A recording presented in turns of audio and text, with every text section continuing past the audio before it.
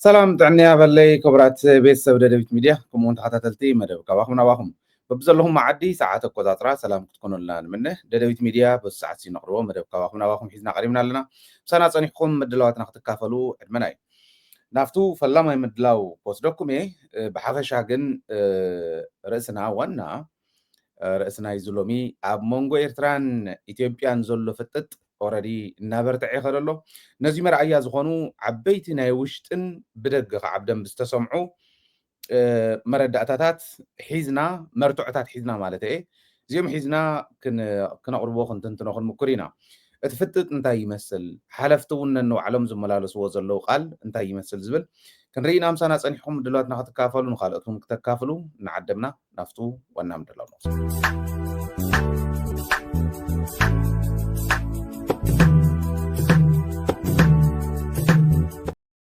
قدمي نفتو وانا رأسنا نايلو بمئتاونا اسكي بوشتني جمر إلنا إنا وسينا زلنا بناي وشتنا خنجمرينا ኣብ ትግራይ ፀላኢ ናይ ደገ ፀላኢ ትግራይ መሊኡ ንምጥፋእ ካብ ምድረ ገጽ ንምጥፋእ ንትግራይ ጥራሕ እንተይኮነስ ንትግራይ እትመስል እውን ንተጋሩ ጥራሕ እንተይኮነስ ንተጋሩ ዝመስሉ እውን ተጋሩ ዝመስሉን ጥራሕ እንተይኮነ ታሪኾም እውን ካብ ምድረ ገጽ ንምጥፋእ ዝመፀ ፀላኢ እዩ ዘሎ እዚኡ ብደንቢ ጌርና ክንከዶ እንዲና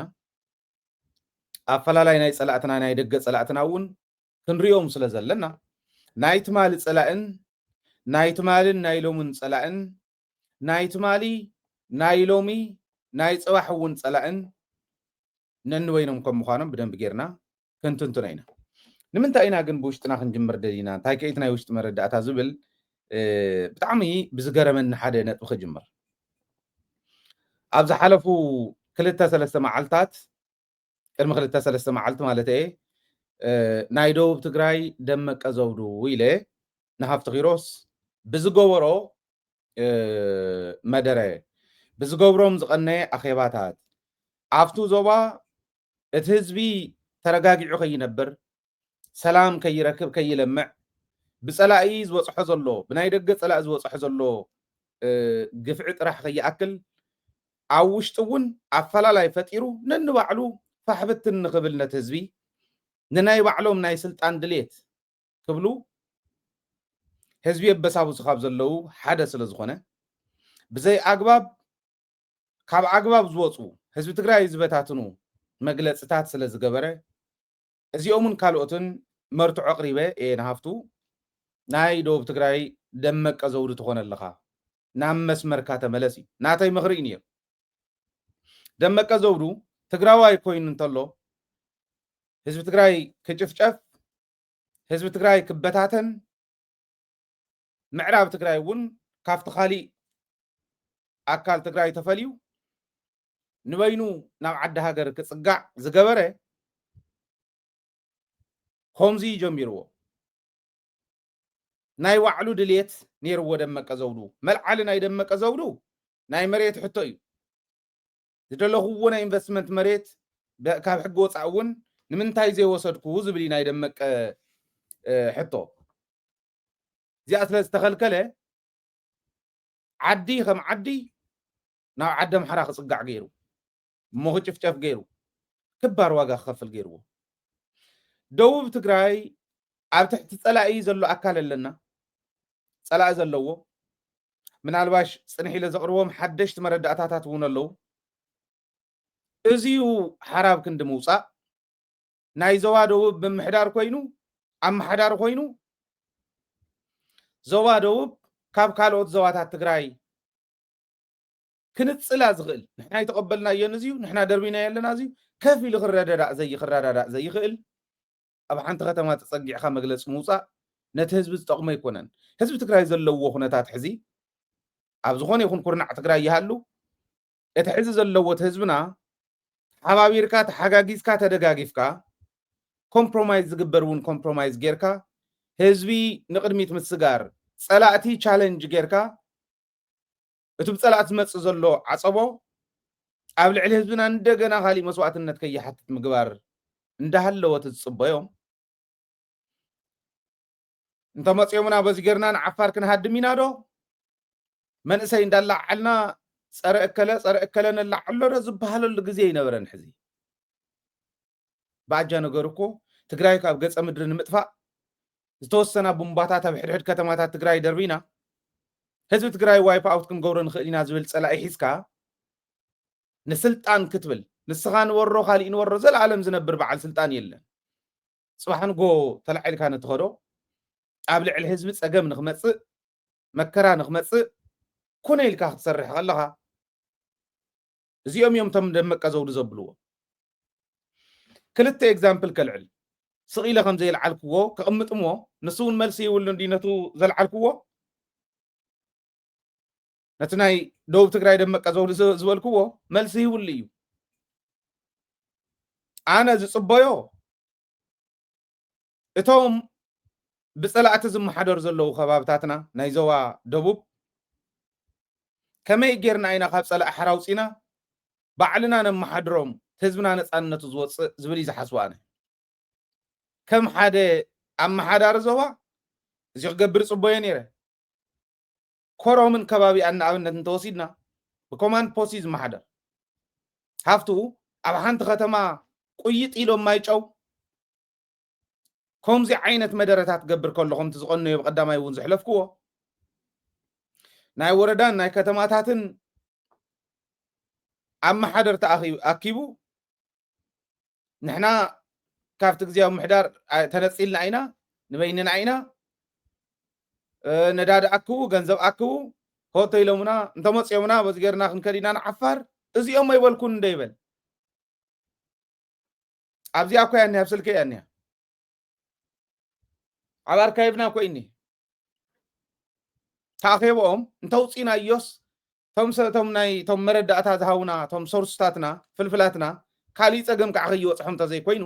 ትዝበሎ እኮ ንሰምዖ ኣለና ንሱ ድዩ ንህዝቢ ደቡብ ትግራይ ዝጠቕሞ ንሱ ድዩ ንህዝቢ ትግራይ ብሓፈሻ ዝጠቕሞ ንሱ ድዩ ንትግራይ ካብ ፀላእቲ ነፃ ዘውፃእ ስኮይ ክሕሰብ ዘለዎ እዚ ዝብል ዝነበረ ምዃኑ ደመቀ ዘውዱ የብሎን ንደቡብ ትግራይ ናብ ምዕራብ ትግራይ ንምቕያር ዝኸድ ዘሎ ናብ ፀላኢ ኢድ እትዩ መከራ ከብላ ዓነታ ከባቢ ኣይኸድን ዘሎ ኣይረኣየኩምን ዘሎ እዚ ብጣዕሚ ዝገርም እዩ ንኣብነት ሓደ ነገር ከልዕለልኩም እቲ ቪድዮ ከሪኦኩም እየ ብደንብ ጌርና እውን መልሲ ክንዎ ኢና ኣብ ደቡብ ትግራይ ከምቲ ዝበልክዎ ብኮማንድ ፖስት እዩ ዝመሓደር ገለገለ ከባብታት ንኣብነት ኮረምን ከባቢኣን ኢለ ኣሎ ኮማንድ ፖስት ክንብል ከለና መከላከያ ኣሎ ፌደራል ፖሊስ ኣሎ ናይ ትግራይ ፖሊስ ኣሎ እዚኦም ሰለስቲኦም እዮም ዘመሓድርዎ ብኮማንድ ፖስት ዝምራሕ ከባቢ እኒሄና ባዕሎም ዝሓዝዎ ከባቢ እኒሄና መከራ ዝበልዕ ዘሎ መከራ ዝኸፍል ዘሎ ህዝቢ ኣለና ነብዚስ ከመይ ገርና ነፃ ነውፃየ ይኮነን ሃፍቱ ዝብል ዘሎ መንእሰይ ተለዓል ኣብ ትሕቲ ፀላኢ ዋላ እንዳሃለወ መሬትና ህዝብና ንዓተለዓል እሞ ንዓፋር ኪድ እዚ ኣይኮነን ዝሰርሑ ዘለዉ ሓደ ሓዲኦም ነታ ንብላ ዘለና እውን ናብ ከባቢ ክቅይሩ በል ይብሉ እንዲኦም ፀኒሑ ክመፀ እንታይ ኢና እንዳሰርሕና መፂና እንታይ ኢና ንሰርሕ ዘለና እንታይ ኢና ክንሰርሕ ንቅድሚት እውን ክመፀ እዚ ዝገብር ዘሎ ትወዲ ልቢ ዘለዎ ትግራዋይ ከምዚ ዝበለ ኣብ ዝኾነ ይኹን ኩርናዕ ትግራይ ይተግበር ኣግባብ ኣይኮነን ተቐባልነት የብሉን ማንም ክቕበሎ የብሉን ክንቃወመ እዩ ዝግባአና ብኮማንድ ፖስት ይመሓደረሎም ጥራሕ ኣይኮነን ዘን ከባብታት እዚአን ኣብ ዝቐረባ መዓልታት ኣብ ዝኾነ ቤት ትምህርቲ ቶም ንዓፋር ከድና ዝብሉ ዘለዉ ቆልዑ ሓደ ክልተ ሚእቲ ዝኾኑ መፅኦም ከም ዝነበሩ መረዳእታ ረኺበ ኣብ ዝኾነ ቤት ትምህርቲ ድሕሪኡ ኸ ኣብቲ ቤት ትምህርቲ እንዳሃለው መከላከያ ናይ ኢትዮጵያ ቀለብ ይብፅሓሎም እቲ መከላከያ ማለት እቱ ኣባል ኮማንድ ፖስት ኮይኑ ኮረምን ከባቢኣን ካልኦት ከባብታትን ዘመሓድር ዘሎ መከላከያ ማለት እዩ እዚ ቀለብ ይብፅሓሎም ዋ እንታይ ደኣ እሞ ስርዓት ዘይትሕዙ ይደፍባ እዚ ዶ ይግበር እዩ ንምንታይ ተብፅሕሎም ተተባሃሉ ኣይ ካብ ላዕሊ እዩ ተኣዚዝና ሕና ይኮናን ይብሉ ካብ ላዕሊ ተኣዚዝና ክብሉ ከለው እንታይ ማለት እዩ ፀረ ውዕል ፕሪቶርያ ዝኾነ ውዕል ፕሪቶርያ እንዲ ሒዛትና ዘላ ምስ ኢትዮጵያ ውዕል ፕሪቶሪያን ተፈሪሳ ናበይ ክወስድና ከም ዝኽእሉ ኢትዮጵያውያን ናበይ ክትወስደና ከም ትኽእል ዝዓዲ እዚኣ ምርዳእ ዝኣበየ መራሒ ክህሉ ከሎ ደመቀ ዘውደይ ትኹን ናይ ኣብይ ኣሕመድ እግሪ እንዳሓፀብካ ናይ በዓል ጌታቸው ናብ ገደል ዝእቱ መንገዲ እናተኸተልካ ሂደፍ ዓዲ ኣይተባላሹ ምባል ደመቀ ዘውደይ ትኹን ምባል ነውሪ ድዩ? እዚ ነውሪ ድዩ? ብደንቢ ኢኹም ክትሓስብሉ ዘለኩም ከብፅሑ ኢሎም ቀኒዮም ረእይዎ ከብፅሕ ቀኒ ማለት ንትግራይ ክበልዕ ዝኽእል ሰራዊት የፍርር ኣሎ ማለት እዩ። ኣይ ኣይኮነን እንተኢልኩም ካሊእ መረዳእታ ክወኩ ወደን ጥሩ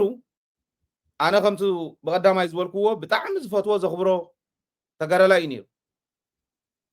ብጣዕሚ ካብ ዘኽብሮም ጀነራላት ትግራይ ሓደ እዩ ነይሩ። ኣነ ከምዚ ናብ ዝበለ ዕሩይ ዝወረደ ፀረ ትግራይ ዝኾነ ተግባር ከኣቲ እዩ ዝብል እምነት ኣይነበረኒ። ኣደዊልናሉ ብሰብ ኣነ እውን ክድውለሉ እየ ዋላ እንተተገርሀ ዋላ ናብ ዘይኮነ መንገዲ እንተኣተወ ክድውለሉ እየ ሓወይ እንድዩ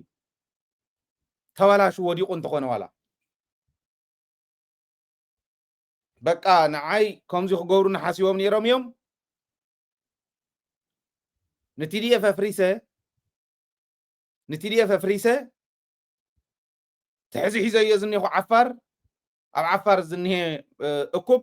ነዚ ሒዘ ትግራይ ከኣቱ እየ ንኩሎም ከፍርሶም እየ ይብል። ወደን ጥሩ ዝዓይነቶም ቶም ካልኦቶም ድሓን ድሓን ብህዝቢ ትግራይ ሪኮግኒሽን ዘለዎም ተቐባልነት ዘለዎም ከም ዓይኒ ብሌን ንሪኦም ጀነራላት መግደፍዎም እቶም ከም ወደን ጥሩ ኣብ ዝኾነ እዋን ተፈሊና ኢና ዝበሉ ወይ ብሓሳብ ተፈሊና ኢና ናህና እንተዘይተኸበረ ብሓይሊ ኢሎም ዝነበሩ እንተይተረፈ ኣብ ትግራይ እንዲኦም እኒው እዚኣቶም ዝኽተል መንእሰይ እዚኣቶም ዝመርሕዎ መንእሰይ ስዒሩስ ወደን ጥሩ እሞ ከዓ ፀረ ትግራይ ዝኾነ ሓሳብ ሒዙ ንትግራይ ምስ ኣብይ ኣሕመድ ኮይኑ ወጊኡ ኣሸኒፈ ከኣቲ እየ ክብል ከሎ ዕብዳን እዩ። ግን እስኪ ደሓንቲ ዝዓበደ እውን ናህና ኢንወሎ ከምዚኦም ዝበሉ ወፂኦም ትግራይ ክወግኡ ኣብይ ኣሕመድ የዳልወለው ዘለሉ ውዕል ፕሪቶሪያ ብምሉእነት ኣፍሪሱለው ዘለሉ ኣብይ ኣሕመድ ብምሉእነት የፍሪስዎ ባይዘወይ ኣፍሪስዎ እዩ ዘሎ ተኽሲ ጠጠው ናይ ምባል ውዕል ተፈራሪሙ ክትኩስ ዝኽእል ፀረ ትግራይ ክኸይድ ዝኽእል ሓይሊ ናኮስኮሰ የፍር ኣሎ ትርጉም ዘለዎ ለውጢ ከምፅል የምፅን ወይ ንባዕሎም ድዮም ክብልዑ ክንሪኦም ኢና እንታይ ከም ዝኸውን ፅባሕ ንጎ ክትርእይዎ ኢኹም እንታይ በለ ሃይለ በልኒ እንተኾነ ትማሊ ስለ ዘጥፈአሎም ኣይእረምን ኣይንብልን ንዑ ተመለሱ ገዛኹም ተመለሱ ናብ ሰራዊትኩም ተመለሱ ይቅርታ ኢልኩም ዓድኹምን ህዝብኹምን እተው እምብለይ እንተኢልኩም ግን እንታይ ከም ዝኾን ንፈልጦ ኢና ግን እቲ ውዕል ኣፍሪስዎ እንዳኸደት ናይ ህዝቢ ትግራይን ህዝቢ ትግራይ ንምጥፋእ ዓሊሙ ዝመፀ ፀላኢ እንዳረኣየ ደቡብ ትግራይ ተነፂላ እያ ካብ ግዝያዊ ምሕዳር ካብ ገለ እናበለ ምኻድ እዚኦም እንታይ ኣምፅኦሞ እዚ ደመቀ ዘውዱ ደኸብሎ ይኽእል እናሃፍቲ ኢት ዋና ዘምፆ እዚ ዝግበር ዘሎ ከይዶም ተመሊሶም ቶም 200 ዝበልኩኹም እውን ተመሊሶም ከይዶም ባዕሉ እንዳዓጀበ መከላከያ ዓፋር ኣውፂሕዎም 200 ዝኾኑ ሰባት ነዚኦም ይመርሕ ኣለኹ ዝብል ዘሎ ወደን ጥሩ ይመርሕ ኣለኹ ዓፋር እዩ ዘሎ ሸም እዩ ከም ዝበለ ውርደት የለን እዚ ኩሉ ግዜ ሓደ ግዜስ ኣብ ዘለምቅና ናይ ወደን ጥሩ ምስ ኣቕረብኩ ዝኾነ ተጋዳላይ ነበር ተጋዳላይ ኣብትሕሉፍ ተቃላሳይ ዝነበረ ወደን ጥሩ ዝመርሖ ዝነበረ ይድውለለይ እሞ ኣነ ደንጊፀ ኢሉ ዋትወድስ ናይ ብሓቂ ድዩ ከምኡ ገይሩ እንታይ ጉዱእ እንታይ ዓይነት ዓዚም እዩ ተገይሩሉ ከመይ ዝበለ ቃል ተኣትሉ ከመይ ዝበለ ውርደት እዩ ትማሊ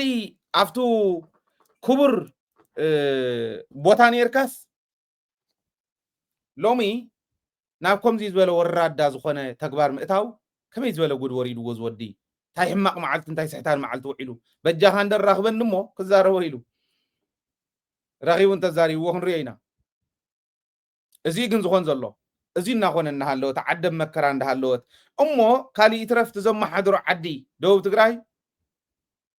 ኣብ ትሕቲ ፀላእ ዘሎ ኣካል ናይቱ ዞባ እንዳሃለወ እቱ ቶም ዘውፆም መግለፂ ቶም ዝገብሮም ዘሎ ኣኼባ ቶም ዝገብሮም ዘሎ ምልዓላት መናእሰይ ናይ ምትላል ከይዲ ህዝቢ ደየፍርስን ነቲ ህዝቢ ናብ መከራ ደይእትዎን ነዚብ ክንዲ ምንቃፍ ሃይልያ ሃፍቲ ኺሮስ ብዘቕረቦ ባጫ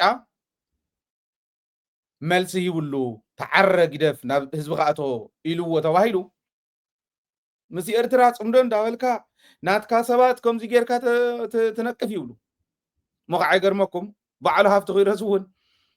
እንታይ ከም ዝብሎም ትፈልጥዎ ኢኹም ካልኦት እውን እንታይ ከም ዝብልዎም ነቶም ካልኦት ትፈልጥዎም ኢኹም ኣነ ግን ምንም ኣይበልክዎን ናብ ደመቀ ዘውዶ ይትቀየር ዳርጋ ተቀይርካ ተወዲእካ ኢኻ ናይ ደቡብ ትግራይ ደመቀ ዘውዲ እየ ዝብለካ ኣነ ኣብታ ዘለካ ኣላ እንተፀኒሕካ ተመለስ ግን ናብ ህዝብካ ሕጂ እውን ንስኢና ንብሎ ዘለና እዚ ምባል ነውሪ የብሉ ግደፍ ህዝቢ ናብ ዓፀቦ ይትእቱ እዚ ምባል ነውሪ የብሉ ከምኡ እንዳገበረ እንተቐፂሉ ግን ደመቀ ዘውዲ እውን ካብኡን ላዕሊ ዝገበረ የለን ህዝቢ ናብ መከራእቲ ጨፍጫፍ ይፈፂሙ እዚ ከዓ ነቲ ህዝቢ ፈልዩ ካብ ህዝቡ ፈልዩ ናብ ዘይኮነ ዕግርግር እንተእትይዎ መስዋዕትነት ክኽፈል እዩ እሱ ክገብር ንሱ ክበፅሖት ህዝበይ ከዓ አይደለም ንዓይ እውን ከምታ ከምኡ ዝበፅሓኒ ህዝቢ ስለ ዝኾነ ኣብ ራያ ስለ ዝተወለደ ኣነ ኣብ ካሊእ ከባቢ ስለ ዝተወለድኩ በታ ፀግዕታ ተወለድኩላ ዕትብተይ ተቐበረትላ ከባቢ ኢለ ዝሓስብ ሰብ ኣይኮን ትግራዋይ ዝኾነ አንደበት እዩ ዘለና ትግራዋይ ዝኾነ አንደበት እዩ ዘለና ህዝበይ ይፈልጠኒ ነልዕሎም ዝነበርና ሰባት ካበይ ናበይ እዮም ነይሮም ምንታይ ደረጃ ኣለዉ ዝብል እውን ክንርኢና ግን ታ ቪድዮ እስክንረአያ ናተይ ደመቀ መኮነን ምዃን ኣካል እዚ ፕሮጀክት እየ ድብሉካ ኣካል እዚ ናይ ምፍልላይ ፕሮጀክት እዩ ኣነ ወዲ ራያ እየ ይብለካ ኣለኹ ወዲ ራያ ድኾንኩ ትግራዋይ እየ ክራይሲስ የብለይ ኣም ክሊር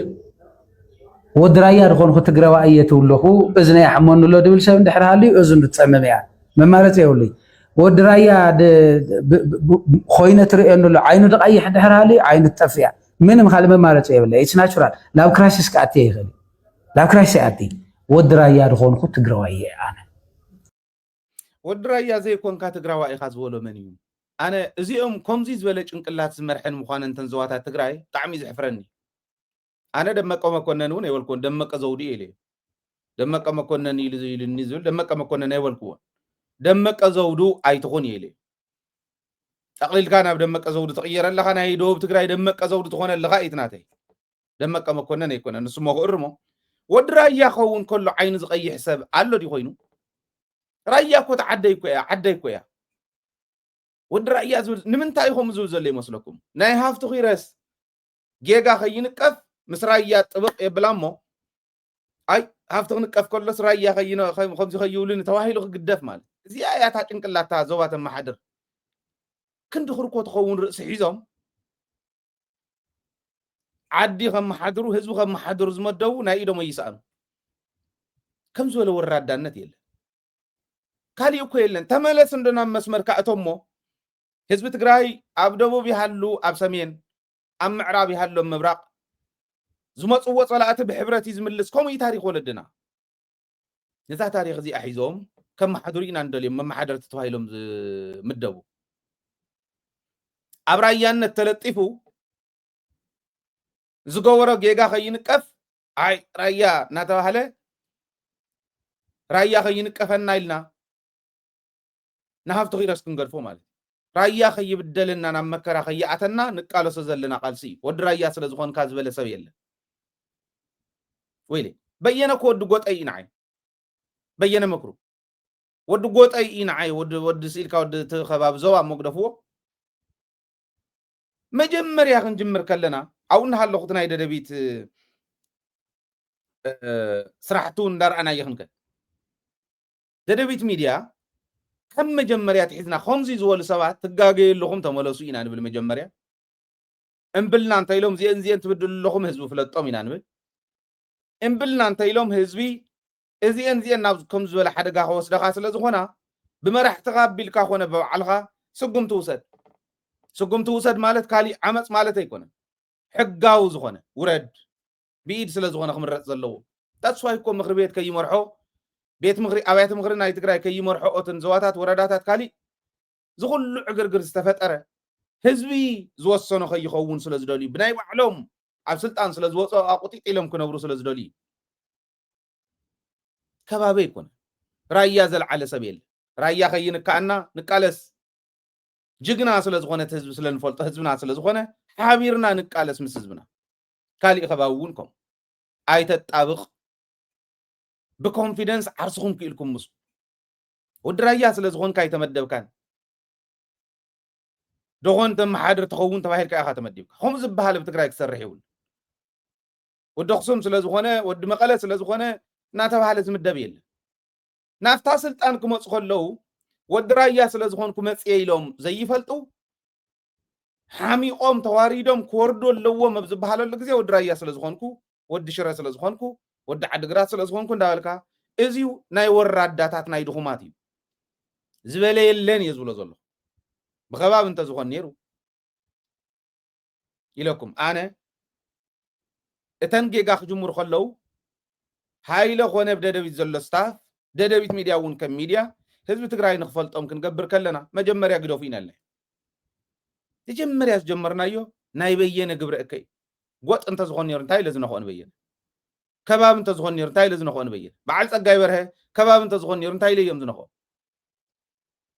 بعل تخلاي فقادو خباب انت زخون نيرو انتاي ليم زنخو بعل سلامون معاش خباب انت زخون نيرو انتاي ليم زنخوم دك خباب يندو خباب انت زخون نيرو زيوم انديوم تم مجمريا زخون تم تنخو مجمر كباب زباها لبهايله يسرحن عبد دبيته يسر اب حلنا ما خوم زباها يله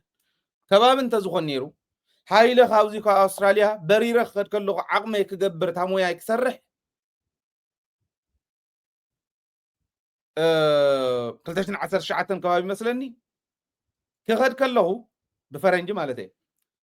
رايا يخيده شري يكون كيده يخصم يكون كيده عدغرات يكون تنبين يكون كيده رايا يخيده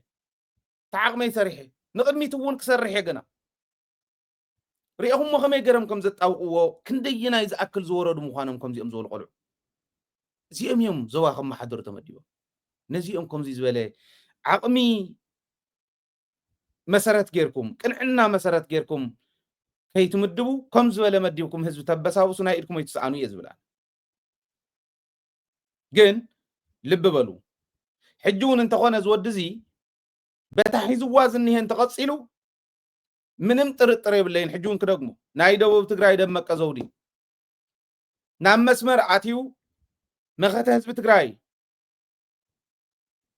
ከም ህዝቡ ምስ ህዝቡ ተሰሊፉ ኣብ ጎን ህዝቡ ኮይኑ እንተ ኾነ ኻሊ ተዘይኮነ ግን ደቡብ ትግራይ ነፃ ትወፀሉ ምሳና ኮይኑ ምስ ካልኦት ኮይኑ ምስ ትግራዋይ ዝኾነ አንደበት ዘለዎ ኮይኑ ህዝቡ ካብዞም ዘሽካዕልሉ ዘለው ዝዕንድሩሉ ዘለው ጸላእቲ ነፃ ዝወፀሉ መንገዲ ክእልሽ እንተ ኽኢሉ ክንድግፎይን ህዝብ ትግራይ ዝከፋፈለሉ ብኸባቢ በዓል ጌታቸው ዝጀመርዎ በዓል ጻድቃን ዝጀመርዎ ናይዚኦም ሌጋሲ ዓርስ ጻድቃን ተሸኪሞም ዝኸዱ ቅሪታት ዝሰርሕዎ ክሰርሕ እንተይሉ ግን ካብ ደመቀ ዘውዱ ንላዕሊ ይኾን ምክንያቱ ካብ ደመቀ ይተማሃረን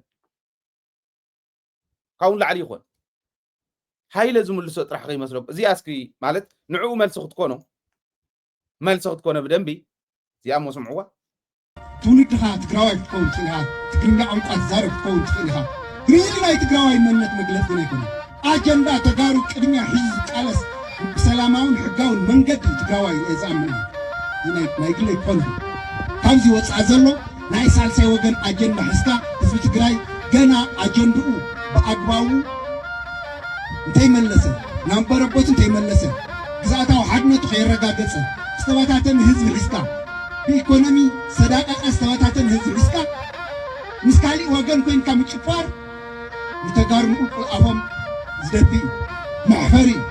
كابزي واسئنا حدمتنا تنكيرنا حزون أب الله وهزم تقرأي كنك ألس كن عسلي زلنا إذا خانا يقول هنا قدام نا إقل زبال زيادة ملس أنا ونسيلي جنا إينا تمزابلتنا يملسنان جنا إينا جزاتا وحدنتنا يملسنان كافتهم زي تمرسلهم كبابتات دو تقراي حدي أو زيو كندم عسال ميدياتات توزي سرحو بوليتيكانياتات توزي سرحو سراوي توزي سرحو لنا هزونا حراب كندم موصع سلاء تتحيز زلو مريتنا كاب سلاء كندم النقاف ككن دخوركو زغونا رأس حيزوم شنطرو زي تساقر فلتات حيزوم حزبنا مكرا وصلو كم تزرعهم عينة مدرس قوري نزينا نقفنا قنا كوينا نحنا قنا كوينا نينا بكرتتتينا نينا إيكونومينا دقوق كم تو جنرال زولو زورد إيكونوم زودق إيكونوم حيزكا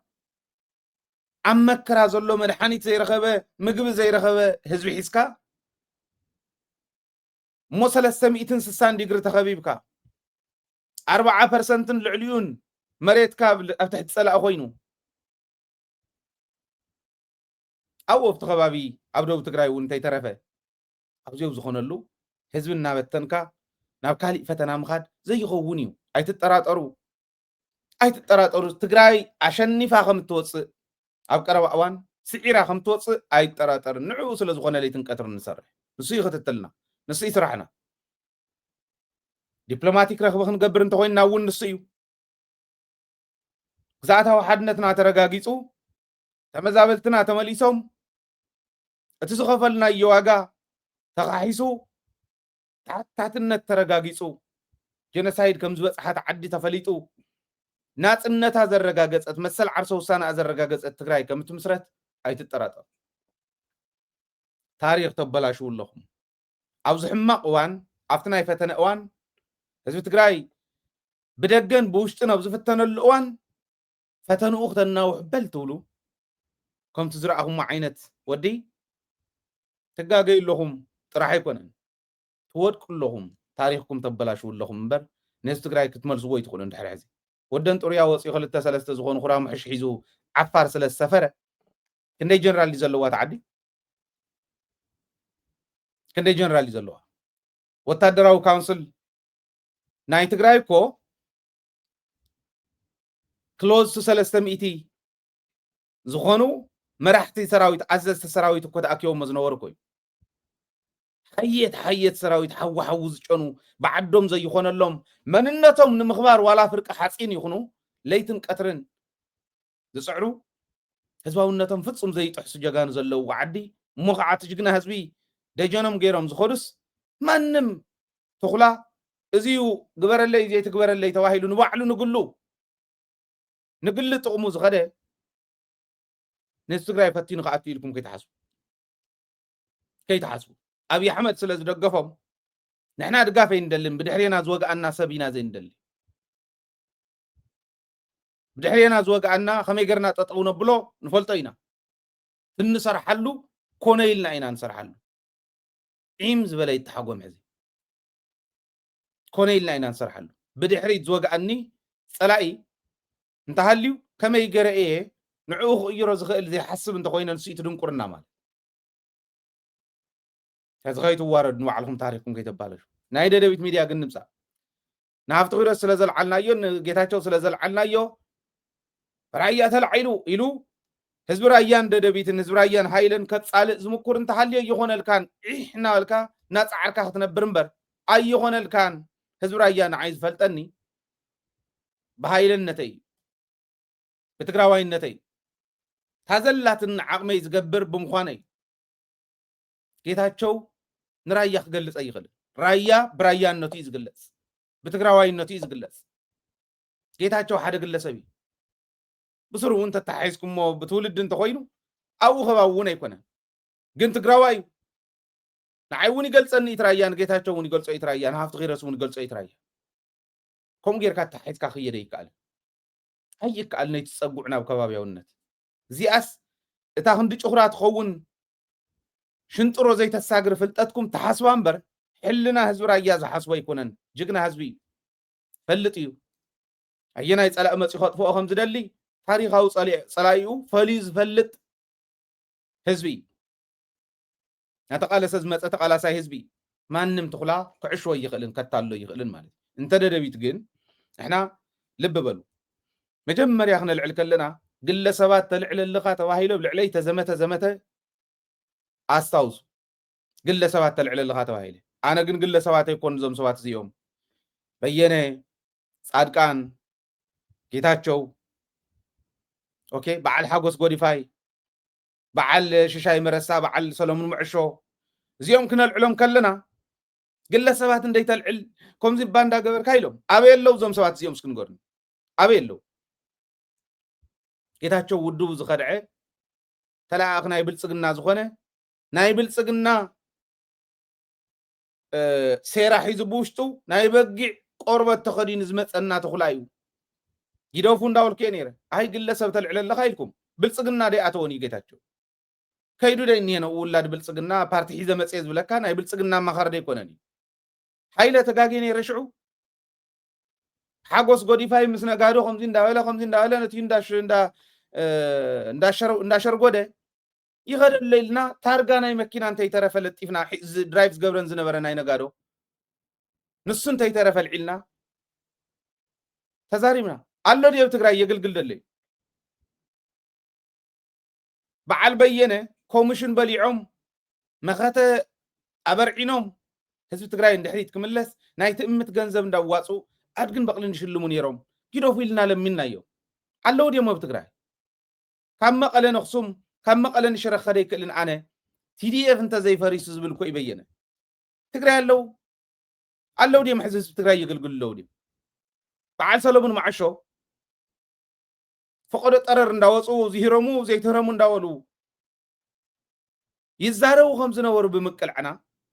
ንሱም ማሓቱ ይግደፍ ይትረፍ ኣፍታ ወሳኒት እዋን ናይ ጉባኤ ናፍቲን ዘላጉዑን ጨዋ ክልቲ ዓንዴል ኮይኖም ኣለዉ ተጠንቀቑ ክንብል ከለና ግለሰባት ኣይተልዕሉ ክትብሉ ከለኹም ኣለዉ ድዮም ሕዚ በዓል ሽሽታይ መረሳ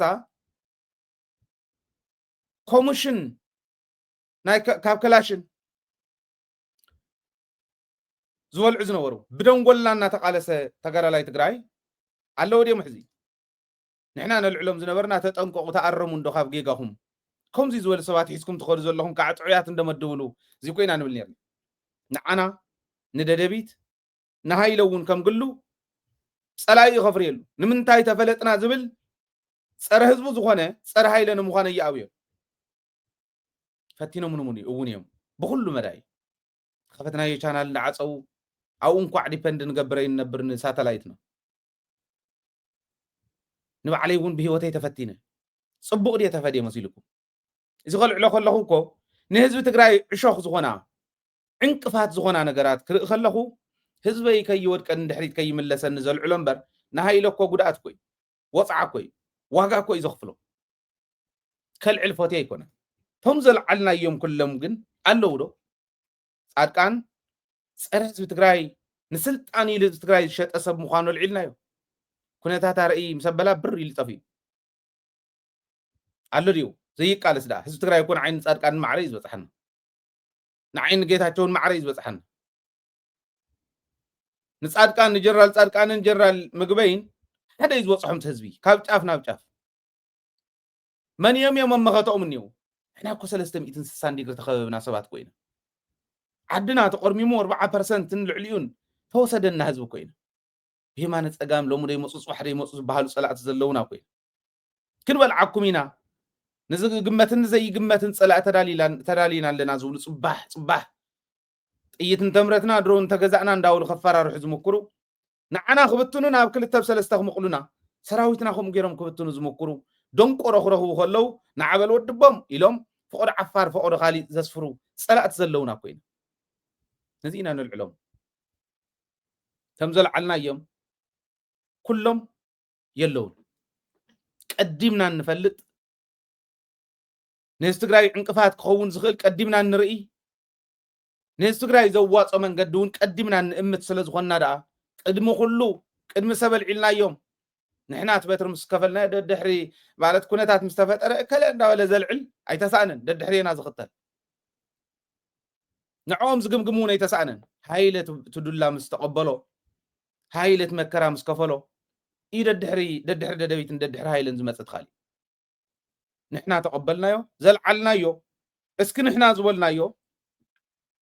ፀረ ህዝቢ እዮም ኢልና ዘልዓልናዮም መን እዮም ተመኡ ዘለዉ እስኪ ንገሩኒ ህዝቦም ገዲፎም ኣይሃደሙን ትግራይ ትኳዓት ታንክ ኣለዋ ሮኬት ኣለዋ መዳፍዕ ቀቢራ ኣላ ትኳዓት ዝብሉ ኣይኮኑን ዘለዉ ሕዚ ከመይ ኣይኮነን ዝብሉ ዘለዉ بدمر هاصي زخفلو ناي ساتلايت ገንዘብ ካብቲ ዲኤዶ ካብ ካልእ ተኸፊሉ ኢሎም ንደደቢትን ሃይለን ከጽልሙ ዝውዕሉ ፈትዮም ኣይኮኑን ቀዲመ ስለ ዝወጽሕዎም ህዝቢ ትግራይ እውን ፈትዮ ኣይኮነን እንደደቢት ኣብ ዝኾነ ይኹን መድረኽ ኣብ ዝኾነ ይኹን እዋን ደደቢት ዘይከታተል ሰብ የለን ከታተል እዩ ኩሎም ነቃልዖም ብተግባር ከዓ እንዳኾነ እንዳተተግበረ ክሪኦ ከሎ እንዳኣመነ ኸይዱ እምበር መጀመርያ እኮ ደደቢት ከይትሪኢ ተባሂሉ እናተዘወረ ካድረ ናይ ሕወሓት እንተይተረፈ ደደቢት ከይትሪኢ እንዳበለ ይዘውር ነይሩ ሕወሓት ይብልዎ ሕዚ ንደደቢት ህዝብና ሒዝና ኢና ስዒርና ህዝብና ሒዝና ኢና ዝወፂሕና እምበር ንህዝቢ ትግራይ ደደቢት ከይትሪኢ እናተባሃለ ካድረ ሕወሓት እንተይተረፈ የጠንቅቕ ነይሮም መጀመርያ ምስ ሃይለ ምድውዋል ወንጀል ነይሩ ኣብ ካድረታት ሕወሓት ኣብ ማእኸላይ ኮሚቴ ሕወሓት እውን እንተይተረፈ ምስ ሃይለ ምድውዋል ወንጀል ነይሩ ትደዋወሊኢኹም ምስ ሃይለ ተባሂሎም ይግምገሙ ነይሩ ናብ ደደቢት መረዳእታ ተውፅሕ ኢኹም ተባሂሎም ይግምገሙ ነይሮም ኣይኮነን እንደበል ሕዚ ከቃልዕ እከለ ኢለ ግን ህዝቢ ሒዙ ህዝባዊ ዕላማ ተኸቲሉ ዝኸይድ ፍጽመ ይወድቕን ሕጂ እውን ከምኡ እዩ ንሕና ንሃፍቲ ኺረሰ ልዓልናዮ ንኻሊእ ልዓልናዮ ካሊእ ተኣምር የብሉን ህዝብና ዋጋ ከይኸፍል ስለ ንሰግእ ጥራሕ እዩ ሕዚ ዝኸዶ ዘሎ መንገዲ እንተቐፂሉ ህዝቢ ራያ ዋጋ ክኸፍል እዩ ከፍልዎ እዮም ከምኡ ንኸይኸውን ህዝበይ ንኸይጉዳእኒ እየ ዝቃለስ ዘለኹ ራያ ንሃፍቲ ኺረስ ንወይኑ ብፍሉይ ኣይበፅሑን ካባይ ላዕለ ኣይበፅሑን ትውልዲ ይቆፀር እንተተባሂሉ እውን መን ወደየነ ከባቢ እንተዝበሃል መርዓናዮ ኣብ ከምኡ ግን የለኹን ኣነ ኩላ ኩርናዕ ትግራይ ናተይ እያ ንሱ እየ ዝኣምን ንሱ እዩ ትስርሐ እውን እምበር ንቑፀሮ እንዶ ንሃፍቲ ኺረስ እውን ንቑፀሮ እንዶ ናተይ ናቱን ይቆፀር እሞ መን እየ ናብኡ ከም ንኸውን ክንሪኦ ግን ከምኡ ዝበለ ዝወረደ ተግባር የብለይ እንታ ትግራይ እየ ንሳኒ ኢሳትን እንዳወልኩስ መይሰቐኒ ሰቐናኒ ሰናብ ጎጥ ከኣቱ ከምኡ ዝበለ ድኹም ውዱቕ ኣተሓሳስባ የብለይና ኢለ ታመልስ ግን ነጊርዎ ጀነራል ምግበይ ታ ትክክለኛ መልስ ንሳይ ናይ ፀላኢ ኣጀንዳ ሒዝካ ትግራይ ኣብ ልዕሊ ፈተና ወሲኽካ ኣላ መኸተኣ ብዓወት ከይትዛዝም ዕንቅፋት ኮይንካ ከተግልግል ከለኻ ትግራዋ እየ ምባል ኣይከኣልን ብራያ ይኹን ብሽረ ይኹን ብዓድዋ ይኹን ብኣክሱም ይኹን ብዓዲግራት ይኹን ብእንድርታ ምሽቃጥ ኣይከኣልን እዚ ኢና ክንብል ዘለና ከም ህዝቢ እዚ እንተዘይኣሚንናሉ ጣዕሚ ሓደጋ እዩ ዓብዪ ሓደጋ እዩ ብዙሕ ዋጋ እውን እናኽፈለና ክኸይድ ይኽእል እዩ ስለዚ ከም ህዝቢ ክንጥንቀቐሎም ይግባእ ዝብል እምነት ኣለኒ እቲ ካሊእ ኣብኡ እናሃለና ገለ ሰባት ይነቕፍዎ ፅምዶ ዝብል ናይ ኤርትራን ናይ ትግራይን ናይ ኣምሓራን ፅምዶ ኢሎም እዮም መፅኦም ኤርትራውያን መንግስቲ ኤርትራ በደንብ ዝድግፎ እዩ እዚ ኢልካ ማለት ነገራት ኣድበስቢስካ ምሕላፈ ይከኣል መንግስቲ ኤርትራ ይድግፎ እዩ ኣወል ምስ ብርሃነ ክራኸብ ከሎ ምስ ልፍዓተይ ክራኸብ ከሎ እዚኦም ስለ ዝተራኸቡ ሕወሓትን ሻዕብያን ተራኺቦም ምባል ግን ኣይከኣልን ናተይ ድሌት ክነግረኩም መብዛሕትኡ ግዜ ከምዚ ኢልካ ባሕሪ ኹና እዮም ኤርትራ ባይልካ ክንህቢና ኢሎም ባይልካ ገለታት ይብሉ ሓደ ሰባት እውን ድኹማት ብኸብሉ ሰሚዕ እሰይ ክውኻ እዮም ስዳ ናህና እውን ሓሳብ እንዲ ይብሉ ቆልዑ ኣይኮንናን ንሕና ኤርትራ ባሕሪ ክትበና ኤልና ኣይኮንናን ከምቱ ንሶም በቲ ሓደ ገፅ ዘጉርዕዎ ነጉርዕ ንሕና ኣነ ፐርሰናሊ ነዚ ፅምዶ ዝብል ይኣምነሉ እየ ክግበር እዩ ኢለ 100% ስለ ዝኣምኖ ኣይኮነን ንክግበር ኣብ ተግባር ንክስራሕ ኣብ ተግባር ንክትግበር ግን ክሰርሕ እየ ሃይለ ኣብ ተግባር ንክትግበር እዚ ጉዳይ እዚ እዩ ክሰርሕ እየ ሃይለ ንምንታይ ይመስለኩም ኤርትራ ስለ ዘይጨፍጨፈትና ኣይኮነን ገለገለ ለዋሃት ነቱ ቁስሉ ዘይሓወ ብዝተወሰነ ንኽእ እንተቢልካዮ ዕሪ ክሕሞ ዝኽእል እንዳነኽኡ ናብ ዘይኮነ ንክንከይድ ይገብሩ ህዝቢ ትግራይ ዋጋ ከፊሉ እዩ ዋጋ ዘኽፈልዎ ኤርትራ ኢትዮጵያ ካልኦት ናይ እዚኣቶም መላፍንቲ ኮይኖም ዝመፁ بسبب حيلون بتكنولوجيون زدقف كلهم صلاة حزب تግራይ جنسايد تفصمو ወይ ህዝብ ትግራይ ክንብል ከለና جنسايد ዝፈጸሙ እዚኦም እዮም እቶም ብሙሉእ ዓቕሞም ዝኣተው ሓይለ ቦኦም ዝገጠሙ ግን ሳላት ጅግና ኢዶም ተጠውዮም ፕሪቶሪያ ዝወጽሑ ኢትዮጵያውያን ኢዶም ተጠውዮም ጭሮኦም ደጉሎም ናብ መረበቶም ዝሃደሙ ኤርትራውያን እዚ ጠፊእና ይኮን ዋጋ ከፊልና ኢና ግን እስክን ህዝብ ክሓትት ብደንብ ስኽን ኢልኩም ሕሰብዎ بدن بسخن إلنا نحسب أنا تقراوي حيلة عقم رخيبة سلطان رخيبة إساياس أب تقراي مسئ سقلكو سقلت نكحسدو زلاق سلام كان متصدو قصر حدا حتى يزي زي أحسبوا مو نقروني بحلنا خم نقروني شجر يلن بصحب تصدقون صدقوا يفتح لنا دون الصيب إزي مالت تاي مالت مسلكم إثيوبيا تدلي عندي يعني إرترا نيرترا حيدا نتقرأ فئتا نتقرأ حيزا عن إرترا خدتفا توسنا تقرأوين إرتراوين تزترف زي شفت حيزا عن نمحرا خدتفا دحريو تناي أورم ما سلتي زي تردون تحليو أما عديهم رأيو لله تسلت نصي نزي مرأي زغونكم تحنتي الزارب زلو حزي نتاц عمدو زدق فلا نزي مرأي زغونكم عفار كوشيهم تباهيلهم يوم ناي كوش هاجر كنت مسرت تغيير كم زلا آيت التراترو تباهيلو سلو زغونه ندوب أربعة مقيلهم ما نا assimilation الدالو والو نبين شانقول ناي ولقا تفناقلتي ناوي يسدلو 35% بس هنا عنا 50 بلس حد انت بس هنا بارلما كلام كنقبرين ايلو شملس عبد السابع الدوابة يتزاروي نغامبيلا كامناي غامبيلا منغست نلعلي اولا ايز دمس ازي سرحو ولو اوكي سوماليا انت يغبر لو رايو ابقالوتكو ناي حرر غدفو حرر اوريد اتوتي دريدوا ون اتوتيا هاي كم زول نفلطينا حرر مختل ناي بريزيدنت كل غزي اورومي كل غزي بحقي صدقه يزلكم زلو كيدو فتشو حتتو اورومينا اورومي ون يوليو مبزغون يكون مدرخ انا ون بتساتف كلهم بوليتيكاو مدرخات يوليو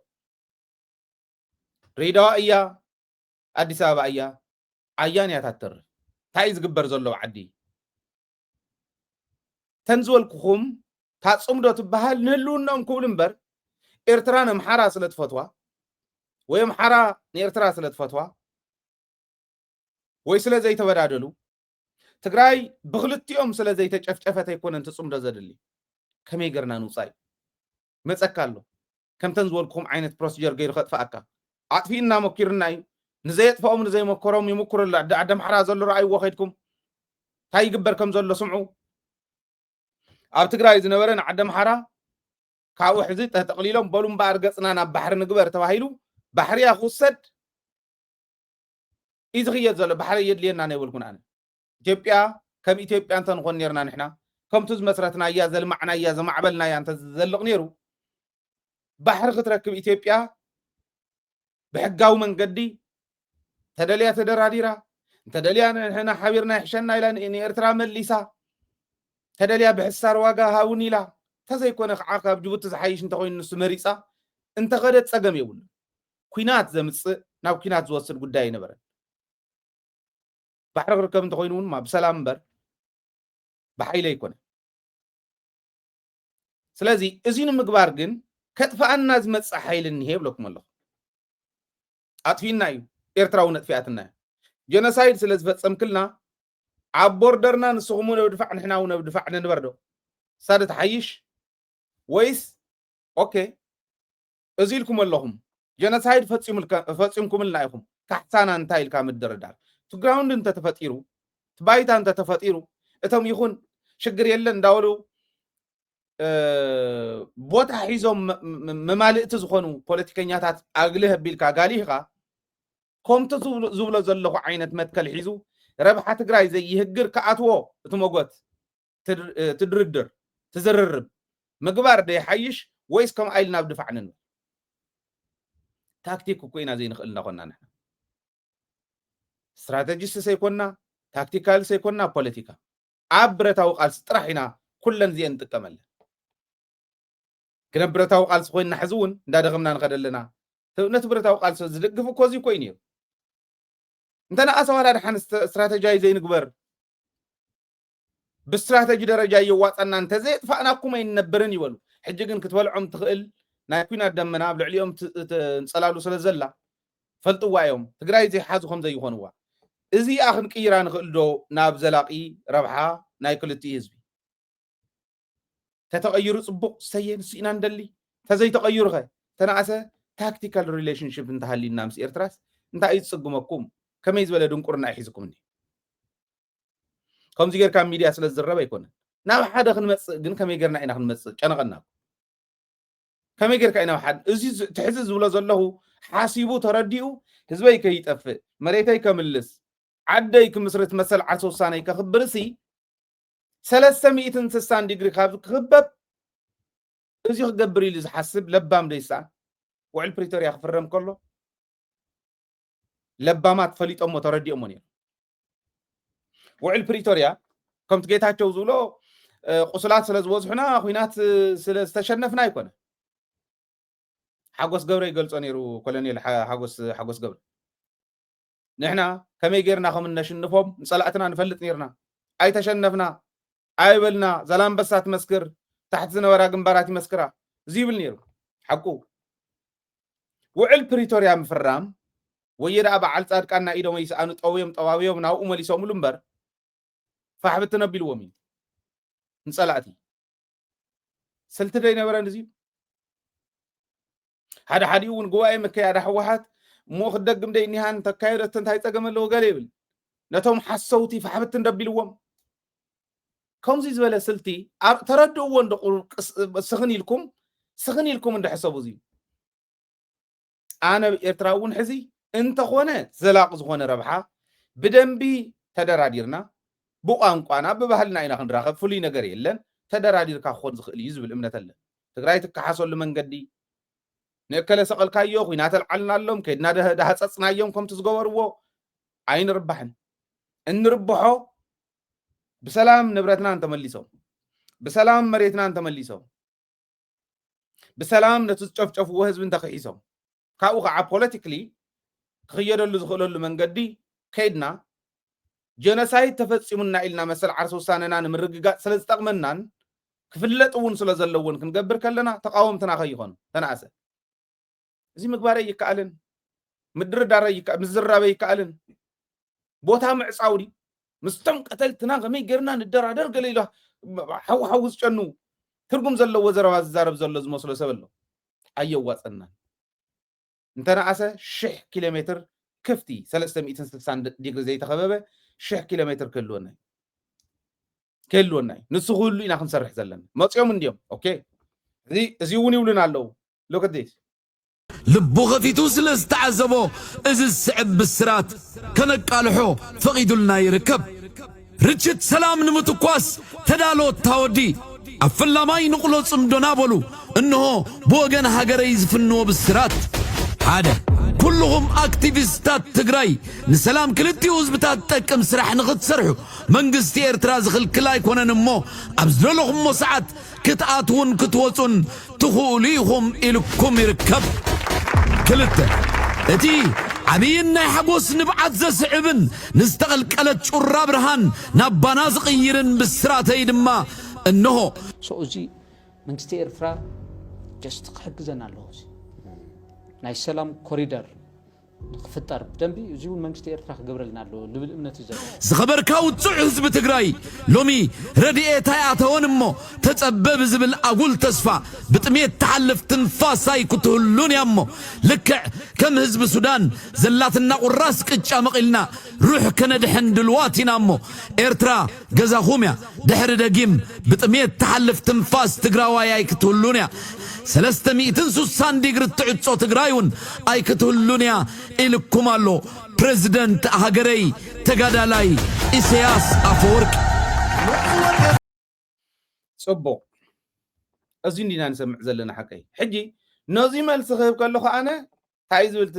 نحنا مسلكم أبكندي اسكي حبيرنا نعمم أوكي زيول اللو نحنا ربحان تاي اسك حدا خلتيلنا قوصيرنا نوص أيوم زيوم حيزنا ميديا يخون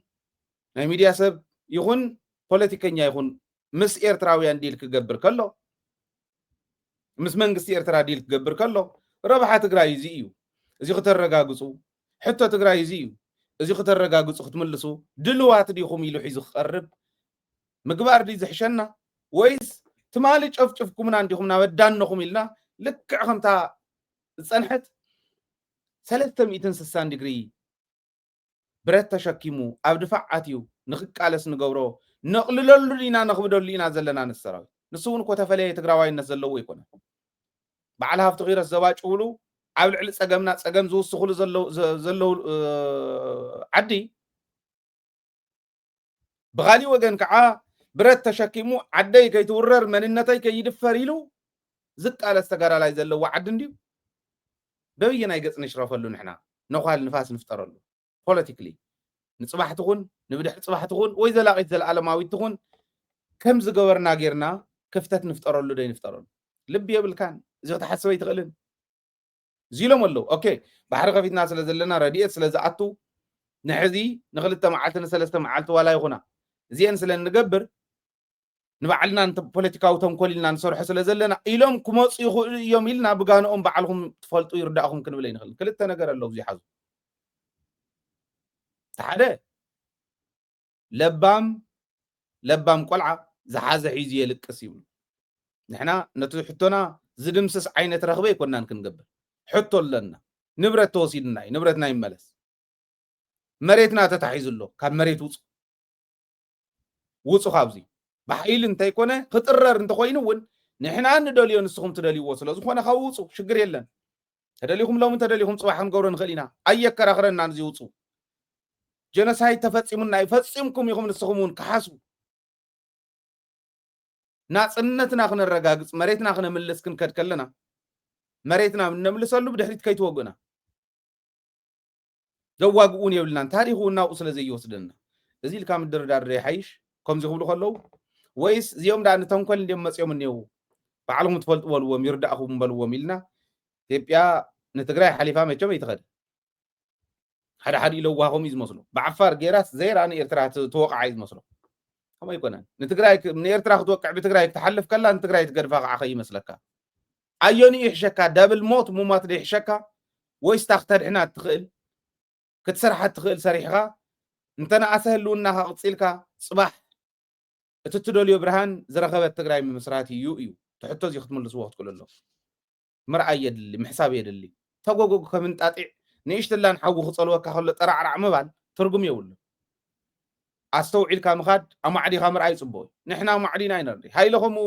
تبهرين السيو تدليتيون من الواش غودلو انت حليني غودلو يستخاخيلنا افتح حزب لكم زلو خد يزرل استوعي لزرئيه معدي زرئي تقراواي كوينن حزبي كتقم يزرل نعونيو قديمنا زوصحنا يوم حز كله تتخطيلنا هايله يزغزل تخطيل እንደ ዳዊት ይዝغزل ቅድም ዳዊት ንሌባ ዘዋረደ ንሓድ ዘዋረደ አሎ በሉኒ የለን አቃሊዕና يوم ግደፉውን ይልና ለሚናየም ባይዘው ውጾ ይበልና መስዳድ አንውን ይድንቅን ከምታ ጀነራል ምግበ ይዝበል ኮሞ ይኮና ኣብ ትግራይ ኮይኖም ትግራዋይነቶም ቅድሚ ተሰሪዖም ክቃለሱ ይዝደልም በር ክብድሉ ከለው ክነቃልዕ ከለና ንኸይገብሩ ወንበር ንኻድሞ ይኮና እዚ خطردو ክትቅሉ ለኩም እዚ ኢልና ጽቦ ሕና ሕቶና ሒዝና ረብሓ ትግራይ ብዘይ ይጎድእ ነገር ግን መሬትና ብህጹጽ ዝምለሰሉ ተመዛበሊና ብህጹጽ ዝምለሰሉ ናበቱ ከአቱ ዝግብኦ ሕክምና ናይ ሕክምና ናውት እንተሃሊውን ካብ ሕክምና ስእነት ትመውተደ ብኤርትራይቶ ብሰማያት ይውረድ ብዘይ ግድስ ብዝመፀ መጽ ክትሕከመለ ይዝደላን ወደ ዓሻ ክልተ ግዜ ይውቃዕ ከመባል ለባም ህፃን ለባም ቆልዓ ዝሓዘ ሒዝ የልቅስ ዓይነት ሰብ ክኸውን የዝደሊ የዝብለካ ዘሎ እዚ ተረዳ እዚ ፃውዒት እዚዩ ኦኬ ፀዊዖም ኣለው ግን ንምድምሳስ ድዮም ደልዮም ሞት ዝገበርዎ ንምድምሳስ ዲስ تزدليون مخحاسي زبل حط حيسكا مقراب النسو من رقاص الناتي حلافنتي ناتكون حلافنتي نسينا هنصرح زلن سوشيال ميديا زوم صو مكراغن كل دي بقى موبايل حيزو توت زبل مانم اتوناي استزارو سميعها مانم حانت سدر زي تخيد التحساس باحيزو عد زفرس زرباتات كزارب كله نسو يكون زر عما عادي زري تكالكا بهزباونتا فصم زي تحمه تكالكا اندا سمعها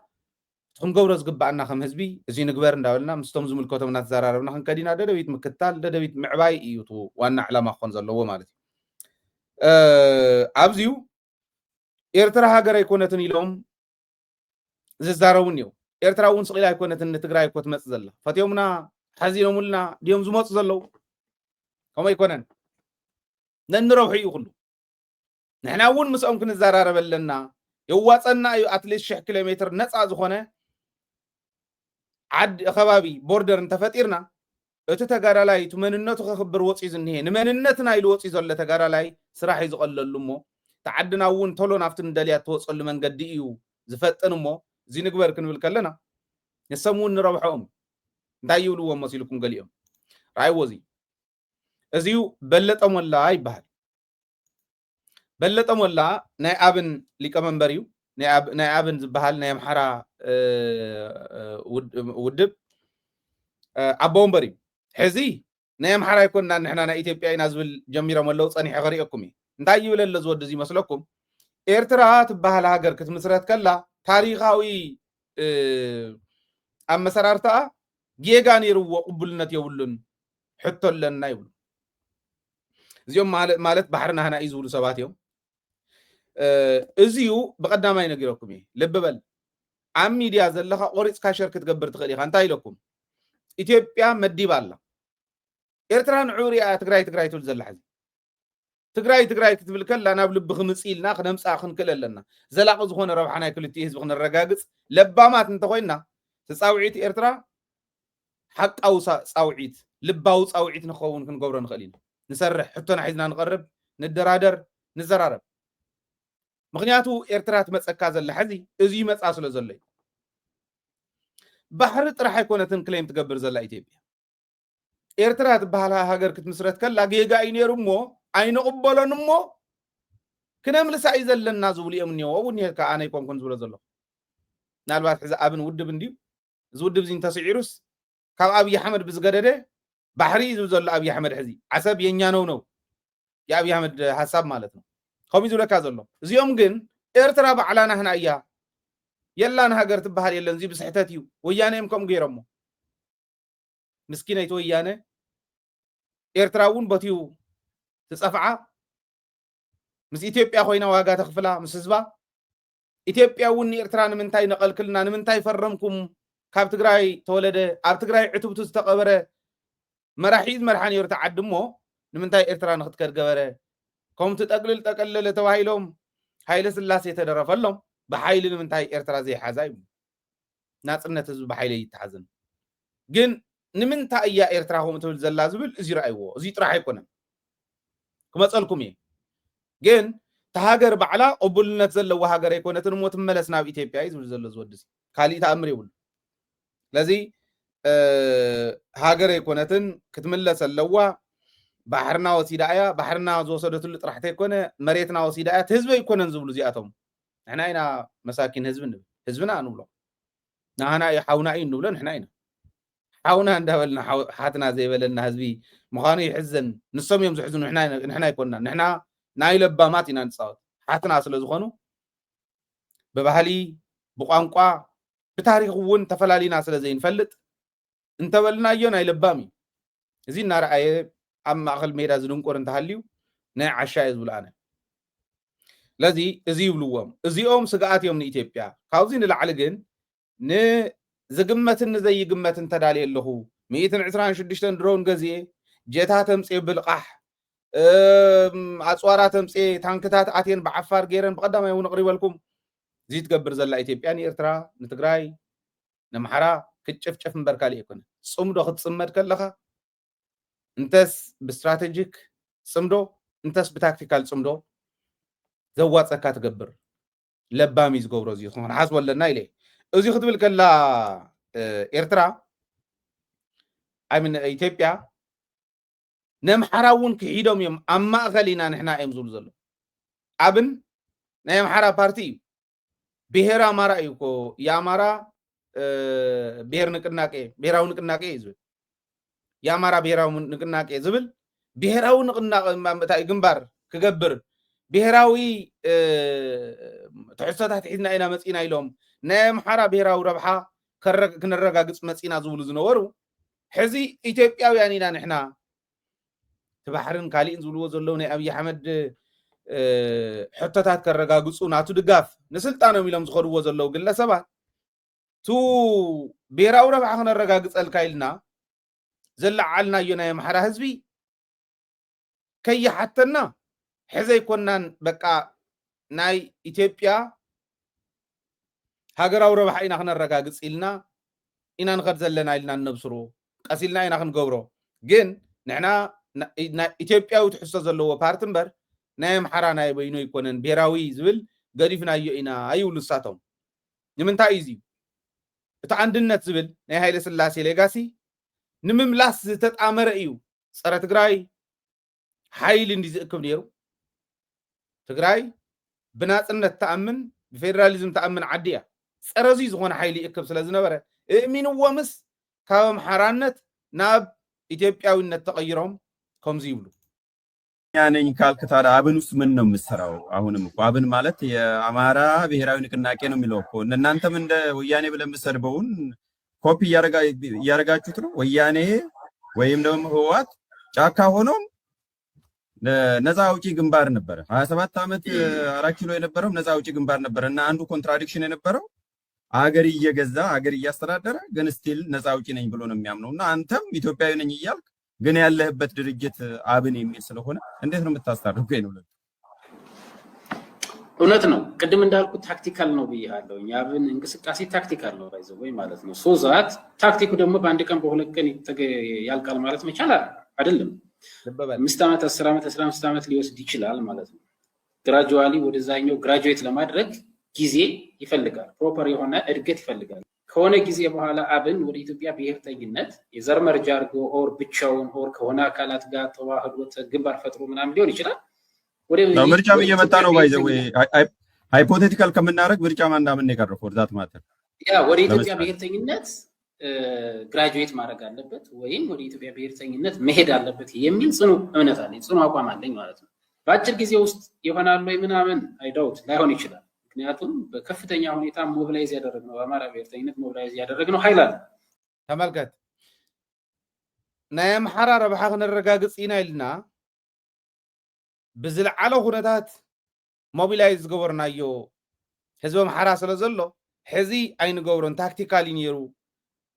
ደጋፍን ምፍራይ ሓሳቦም ቀስና በሉ ናብ ኢትዮጵያዊ ብሔርተኝነት ንምውሳድ ዝገበርዎ ታክቲካል ከይዲ ነይሩ። ሕዚ ግን ናብ ኢትዮጵያዊ ብሔርተኝነት ተቀይርና ኢና ሞ ተዓንተ ወይ በለጠ ሞላ ዝበሎ ኢትዮጵያዊ ብሔርተኝነት ናታቶም ተሓሳስባ ከዓ እንታይ እዩ ኤርትራ ትበሃል ሃገር የላን እዩ ከም ሃገር እዮም ክሒዶም ባሕሪ ጥራሕ ኣይኮነን የላን ክንምለስ ኢና ቅቡልነት የብሉን ትዝኸደትሉ ለዝናህና እያ ትመሬትና ህና እዩ ትባሕርና ህና እዩ ትህዝቢ ኸ ባዕሉ ይፈልጥ እዚ ዝዓይነቱ መከራ ይመፀ ስለ ዘሎ እዩ መንግስቲ ኤርትራ እዚ ኩሉ ዝብሎ ዘሎ ግን ንቅድሚት ክነሳግሮ ንኽእል ዶ ትሕዚ ዝብልዎ ዘለው ናህና እናታቶምን ምርድዳእ ዝውስኖ እዩ ማለት ይህን ኃይል አሰልጥነ አስተምረ በፕሮፓጋንዳ ብሬኖሽ የተደረገውን እንደገና እሱን እንደገና መልሰህ ምናምን ወደ ኢትዮጵያ ብሔርተኝነት ግራጁዌት እንዲያደርግ ለማድረግ ምናልባት ጊዜዎች ሊወስዱ ይችላሉ። ቅድም ግን እንዳልኩ የእንቁላሏን ፔሪድ እስከ 21 ቀን እንደምንጠብቀው ሁሉ 17 18ኛው ቀን አካባቢ ደርሷል ብዬ እኔ አስባለሁ። ብሔርተኝነት የትኛውን ህዝብ እንዳልጠቀመው ባይዘው አሁን ሁሉም ቴስት አድርጓል። የኦሮሞ ህዝብም ቴስት አድርጎታል፣ የአማራ ህዝብም ቴስት አድርጎታል፣ የትግራይ ህዝብም ቴስት አድርጎታል። ይህ ሀገር ትልቅ ሀገር ነው፣ ትልቅ ጸጋ ያለው ሀገር ነው። ስለዚህ በተቻለ መጠን ተስማምቶ በመስራት በመነጋገር የተሻለ ማደግና መሰልጠን ይችላል የሚል ጽኑ እምነትና ቴስት አድርገነዋል። ትክክል ነው። ኢትዮጵያ የምትባል ሀገር ትግራይን በልታ ትግራይን ቅርጥፍ አድርጋ በልታ መኖር መበልጸግ የምትፈልግ ሀገር መሆኗን በደንብ አውቀናል። ይህ ተረዲና ኢና ችግር የለም። በዋናነት ግን እንታይ እዩ ካብዚ ትርድእዎ ይመስለኩም? ምስና ኤርትራ እንዴት ተሓይዘ ነይረ ኢትዮጵያዊ ብሔርተኝነት ተሃኒፁ ትግራይ ከም ዘለዎ አጥፊኡ መሬታ ቆራሪፁ ሸይጡ መትሓዚ ገይሩ ኤርትራ እውን የላን ኤርትራ ትበሃል ሃገር የላን ኢሉ ተው ዘሎ ዝኸባቢ እዚዩ ሪኢኹሞ ከመይ ገይሮም የጥፍዎ ከም ዘሎ ትማሊ ናይ ኣምሓራ ኢና ዝብሉ ዝነበሩ እኳስ ናይ ኣምሓራ ብሔርተኝነት ክሒዶም ናፍታ ኣምሓራ ትበልዕ ዘላ ዓዲ ሕዚ ብሔርተኝነት ናይ ኢትዮጵያ ብሔርተኝነት ኢና ንኣምን ኢሎም ክኸዱ ጀሚሮም እዚ ሕዚ እሞ ንፃመድ ሓቢርና ንስራሕ ዋላ ንታክቲካል ይኹን ንስትራቴጂክ ይኹን ጥምረትና ብዘየግድስ ዘላቂ ይኹን ግዜኡ ይኹን ብዘየግድስ ንጣመር ሞ ፀላኢና ንመልሶ ኢልካ ምዝራብ እንታይ ይነብሩ ኣለዎ ለባማት ዝገብርዎ ኮይኑ ተሓሳብ ናይ ኣብይ ኣሕመድ ግን እዚኣ እያ ምንም ካልእ የብላን በቃ ከምዚኣ ዝበለት ፎቶ እንተተሳኢሉ ሓንቲ ፍሬም እንተተቐሚጣትሉ ዳትስ ናይ ኣብይ ኣሕመድ ካልእ ሕልሚ የብሉ ባሕረም ሊሱ ተዋሂሉ ከምዚኣ ዝበለት ስእሊ ኣብ ዝኾነ ፖስተር ኣብ ዝኾነ ናይ ኢትዮጵያ ዝልጠፉ ቢልቦርድታት እንተተለጢፋትሉ ዳትስ ነጊሱ እዩ ሓዲሩ በቃ ሽዑኢቱ ነጊሱ ዝሓድር ማለት ሃይለ ስላሴ ዝገበርዎ ሰሪሑ ታስዋይ ናይ ሃይለ ስላሴ ይኹን ናይ ምኒልክ ስታቲዩት ኦፍ ኣብ ቢሩኡ ገይሩ ብእምነ ፅሪቡ ብግዛዕ ኣፅሪቡ ኣብ ቢሩኡ ነዚኣቶም ነዞም ፀረ ህዝቢ ትግራይ ፀረ ህዝቢ ኤርትራ ዝነበሩ ፀረ ብሔር ብሔረሰባት ዝነበሩ ኣብ ቅድሚኡ ከፈቢሉ ኣህዳዊት ዝኾነት ኢትዮጵያ መስሪቱ ከምዚኣ ዝበለት ፖስተር እያ ናይ መወዳእታ ሕልሙ ካልእ የብላ እዚ ግን መተረኸበ እኮ ነይሩ ብሰላም ብምርዳእ መተረኸበ ነይሩ ህዝቢ ትግራይ ኣጥፊኢኻ ህዝቢ ኤርትራ እውን ኣጥፊኢኻ እቲ ዘይትደልዮ ትብሎ ካልእ ከባቢ ዘሎ እውን ኣጥፊኢኻ ዝኸውን ነገር የለን ህዝቢ ትግራይ ሒዝካ ህዝቢ ኤርትራ ሒዝካ ተረዳዲእኻ ግን ጅቡቲ እውን ምምላስ ኤርትራ እውን ምምላስ ሶማልያ እውን ምእታው እዚኦም ኩሎም ተጠሚሮም ዩናይትድ ስቴትስ ክኾነ ይኽእሉ እንዲዮም ይከኣል እኮ እዩ ለባም ክመርሑ ከሎ ኣነ እየ ዝብል ጉረኛ ሓኪም ንሱ መምህር ንሱ መራሒ ፖለቲከኛ ንሱ ቀዳሲ ንሱ ኮይኑ ዝቐርብ ሰብ ግን ዓዲ ከብልዕ ዓዲ ከጥፍእ እንተዘይኮይኑ ናብ ቁም ነገር ከስግረ ይኽእል ነቲ መሬት ናይ ትግራይ ከመይ ገይሮም ዝሓደው ንኣብነት ኤርትራውያን እኮ ኣብ መሬትና ከም ዘለዉ ንፈልጥ ኢና ሕና ነቲ መሬት ግን ዝሸጠሎም ንሱ እዩ መሬት ትግራይ እኮ መሬት ኢትዮጵያ ኢሎም ዝሓስቡ እንተዝኾኑ ኦኬ ኤርትራ ትውሰድ ስንል መሬቷ ትውሰድ በግዛዕ ብናይ ውዕል ኣልጀርሲ ተግበር ክንብል ከለና ንሕና ዘለናሉ ንሶም እውን ዘለውሉ ብስነ ስርዓት ወሪድና ይኮን ዘለዎ ኸይብል ከም መራሒ ነታ መሬት ትግራይ ክሸይጥ ንፖለቲካ ተጠቂሙላ መሬት ትግራይ ከመይ ከም ዝሸጣ ትፈልጥ እዩ ከምዚ እንዳገበረ ዝቕልደሉ ዝነበር የተወሰነላትን መሬት ትውሰድ በሰላም እንጨርስ የሚለውን ኢህአዴግ ስራ አስፈጻሚና እነዚህ አሁን የወጡ ይባሉ ሽማግሌዎችም ጭምር ባሉበት በሙሉ ድምጽ የተወሰነው ሽማግሌ ዝብሎም ዘሎ ንበዓል ጌታቸው አሰፋ ንበዓል ደብረጽዮን ንበዓል ፈትለወርቅ ኣነ ከመይ ዝበለ ጭንቅላት እንዳተጎለለን ላዓል ዝወፅእ ናብዚ ዓዲ ጉዳጉድ እንዲ ሓንቲ ግዜ ዕድል ረኺባ መለስ ዜናዊ ወፂላ ከመይ ቡም ከም ዝበለት ኢኮኖሚ ኣሪኢኹም እዮም ከመይ ከም ዝዓበየት ኢኮኖሚ ሪኢኹም ከም ዝበለ ጭንቅላት ለፍፃፅ ጭንቅላት እንዳመፀ ንታሕቲ ዝልፍፅፃ ግን እንታይ ዓይነት መርገም ከም ምዃኑ ናይዚ ዓዲ እዚ ኣይገርመኒ እዚ ይብል አንደኛው አስረጄ የነበረው የደህንነት ሹሙ ነው እንዲወሰድ ጌታቸው አሰፋ ማለት በቃን ብሎ ፓርላማም ቀርቧል ታውቃላችሁ ራሱ የወሰነው ውሳኔ ግን እንዳይፈጸም 2 ዓመት ገደማ አንቆ ይዞታል ይሄ ኃይል ሪኦም አበየና የ2 ዓመት ሒዝዎ ህወሓት ከም ውድብ ኣብ ዝኾነ ይኹን መዋዕል ውዕል ኣልጀርስ ይተግበር ኢላ ይትፈልጥ ውዕል ኣልጀርስ ክትግበር ከሎ ግን ትልውህና ናይ ህወሓት ምስሊ ዝኸውን ንሕና ከምዚና ንኣምን ሞ ኤርትራ ከምኡ ክትኣምን ትኽእል እያ ኢሎም እስካዕ ዝሕዚ ምፅንሖም ማለት ንውረድ እንዶ ኣቦን ወድን ዝፈሊ ኣደን ጓልን ዝፈሊ ዓይነት ከይኸውን ንውረድ እሞ እቲ ህዝቢ ብምርድዳእ ንሕና እውን ብምርድዳእ ንጠርሮ ይተግበር እቲ ድንበር እውን ብደንቢ ይጠረር ግን እዚ ክንገብር ከለና ተረዳዲእና ይኹን ንውረድ ሓቢርና እዩ እቲኦም ብሓይሊ ኢና ንሕዚ ኣይና ከመይ ዝበለ ዘይ ማዕበል ሓንጎል ይኹም ዝበለ ይፈልጥን ግን ከምኡ ነይሩ ሕዚ ነዚኣ ሒዞማ በቃ አንቀው ይዘውታል ይብል ኤርትራ ትውሰድ መሬታ አንቀው ይዘውታል ናይታ ሃገር መራሕ እኮ እዩ ነይሩ ኣብታ ሃገር እናሃለና ብሕልና ሕዚ የለን ማንም ትግራዋይ ከም ጌታቸው ዝበለ ከም አብርሃም ዝበለ ዕሱብ እንተዘይ ኮይኑ ትግራዋይ እየ ዝብል ትግራዋይ ኦኬ ብትውልድ እንታይ ኮነ ከም ጀነራል ምግበይ ዝበሎ ናይ ትግራይ ሕቶ ሒዙ ዝቃለስ ትግራዋይ የለን ኣብ ኢትዮጵያ የለን ኣብኡ እናሃለና እውን ግን ኣብኡ ኢና ነርና ኣብኡ ዝነበርናሉ ግዜ ከምዚ ክብል ይነበረን ከም መራሕቲ ሃገር ኦኬ ንውረድ ቶም ተጋሩቶም ኣደን ወድን ኣቦን ጓልን ዝፈልዩ ዓይነት ከይዲ ከይግበር ከይትግበር ትናህና እውን ይምፃእ ትናቶም እውን ይኽድ ችግር የለን ክንረዳዳእ ንኽእል ኢና ግን ሓቢርና ንውረድ ንዑ ከምቲ ሃይለ ማርያም ዝበላ ኤርትራ እውን ክኸድ ክእል የሽግር የብል ንምርድዳእ ኣነ ሬዲ እየ ኢሉ ከም ዝበለ ሓደ ክመፅእ ከሎ ኤርትራ ከዓ ሓልያ ዝረኸበትና ይመሲልዋ ግን ኩሉ ዋጋ ዝኸፍል ዘሎ ጌጋ እዩ ነይሩ ትሕዚ ዝብሎ ዘሎ ዓይነት መንገዲ እታሊልዎም ንዕኦም ንሱ እውን ከምዚ እንዳበለ ተታሊሉ ተዓዲ ሕዘ ምንታይ ደረጃ ከም ዘላ ራዩ አስተላለፉ ሶስት ነበር። አንደኛው አስተላለፍ ስብሰባ ስንጀምር የሚሳደቡ አሉ። ዝም ብሎ የሚሳደቡ የሚያራክሱ ስብሰባውን የጭቅጭቅ መድረክ የሚያደርጉ ግሩፖች አሉ፣ የተመደቡ ናቸው።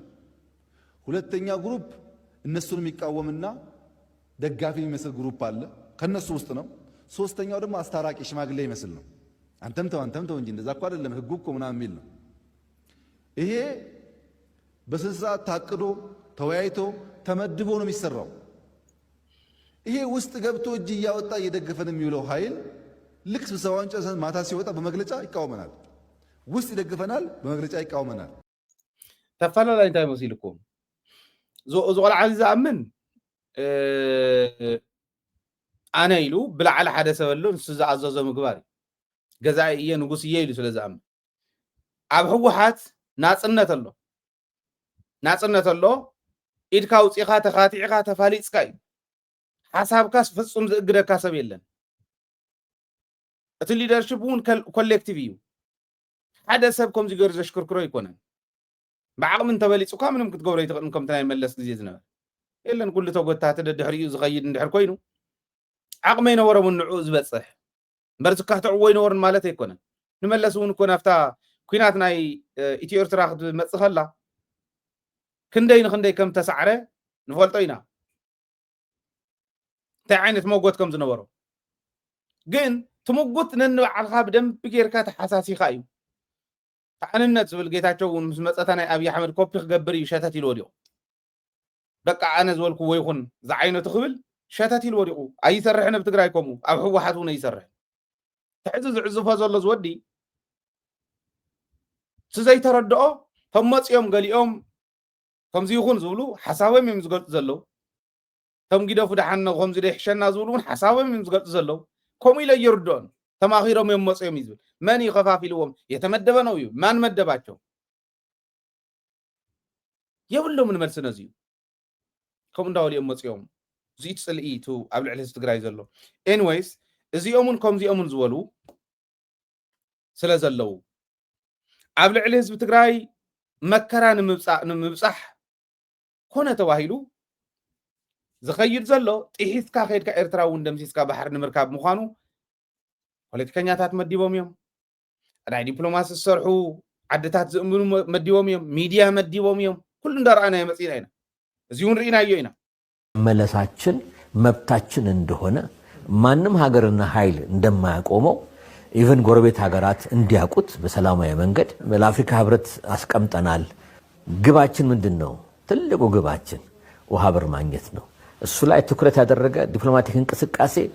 ዲፕሎማቶቻችን አገር ውስጥም ውጭም በየሚስዮኑ የተመደቡ እየሰሩ ናቸው። ተቀባይነት አግኝቷል፣ እያገኘ ነው። አውሮፓ ህብረት ሀገራት አምነውበታል። አሜሪካ መንግስትም እያመነበት ነው። እዚኦም ዝብሉ በቃ ንሰርሕ ኣለና ንእምን ኣለና ኢና ቀይሕ ባሕሪ ናብ ቀይሕ ባሕሪ ምምላስና ይተርፍን ኣብን ከንታ ኢሉ ኤርትራ ትበሃል ሃገር ኣብ መሰራርታ ጌጋ እዩ ሚድያታት ከንታ ይብላ ኣለዋ ባሕሪ ዓሰብ ዝበሃል ናህና እዩ ናይ ኢትዮጵያ ብሕጊ እውን ብታሪክ እውን እዚዩ ክብሉ ከለዉ ኤርትራ ኣብ ስጋት ምስ ወደቐት እቲ ዋርድያ ኮይኑ ንዘለዓለሙ ዋርድያ ኮይኑ ዋርድያ ህልውንኦም ኮይኑ ዝፀንሐ ህዝቢ ትግራይ መንነቱ ንምርኣይ ድኾን ሕልውንኦም ድኾን ከፊትሎም ይኾን ናብ ዝብል ደረጃ በፂሖም ኣለዉ እዚዩ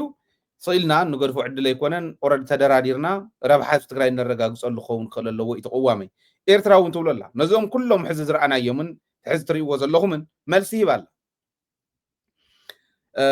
የማነ ገብረ መስቀል ኣብ ዕላው ገፁ ዝፀሓፎ እዩ ሓደ ሓደ ናይ ኢትዮጵያ ፖለቲከኛታትን ጉጅለታትን ዘልዕልዎ ዘለው ዘሰክፍን ካብ ኣግባብ ወፃእ ዝኾነን ሓሳብ እዩ ኣብ ማሕበራዊ ሚድያታት ይኹን ኣብ ሜይንስትሪም ሚድያታት ዝፀሓፍ ዘሎ ፖለቲከኛታት ዝብልዎ ዘለው መራሕቲ ናይቲ ዓዲ ዝብልዎ ዘለው ናይ ሓንቲ ጎረቤት ሃገር ግዝኣት ንምቁፅፃር ዝግበር ዘሎ ከይዲ እዩ ኢሉ ኣሎ ንምቁፅፃር ዝግበር ዘሎ ከይዲ የማነ ገብረ መስቀል ኢሉ እዚ ኢልዎ ተዓዲ ላዕላውነታ ጥሒሱ ነታ ዓዲ ንምቁፅፃር ላዕላዊት ሃገር ንምቁፅፃር ዝግበር ዘሎ ከይዲ ይብል እዚዩ ኣስታውሱ እንድሕሪ ተመሊስኩም ደደቢት ንብሎ ዝነበርና ፕሮኣክቲቭ ኢና ክንብል ከለና እዛ ቃል እዚ ኣይልናዮም ነርና ንኤርትራውያን ላዕላውነት ጥሒስኩም ኣቲኹም ህዝቢ ትግራይ ክጭፍጭፉ ከለኹም ተዓዲምና ኢና ኢልና ኢና ኢልኩም ፅባሕ ንጎን ዝመፀኩም ላዕላውነት ተጣሒሱ ንዝእቶ ንዝግበር ከይዲ ኢኹም ትኸፍቱ ዘለኹም ክንብሎም ዘለና ዘይምስምዖም እዚ መፅዎም ኣሎ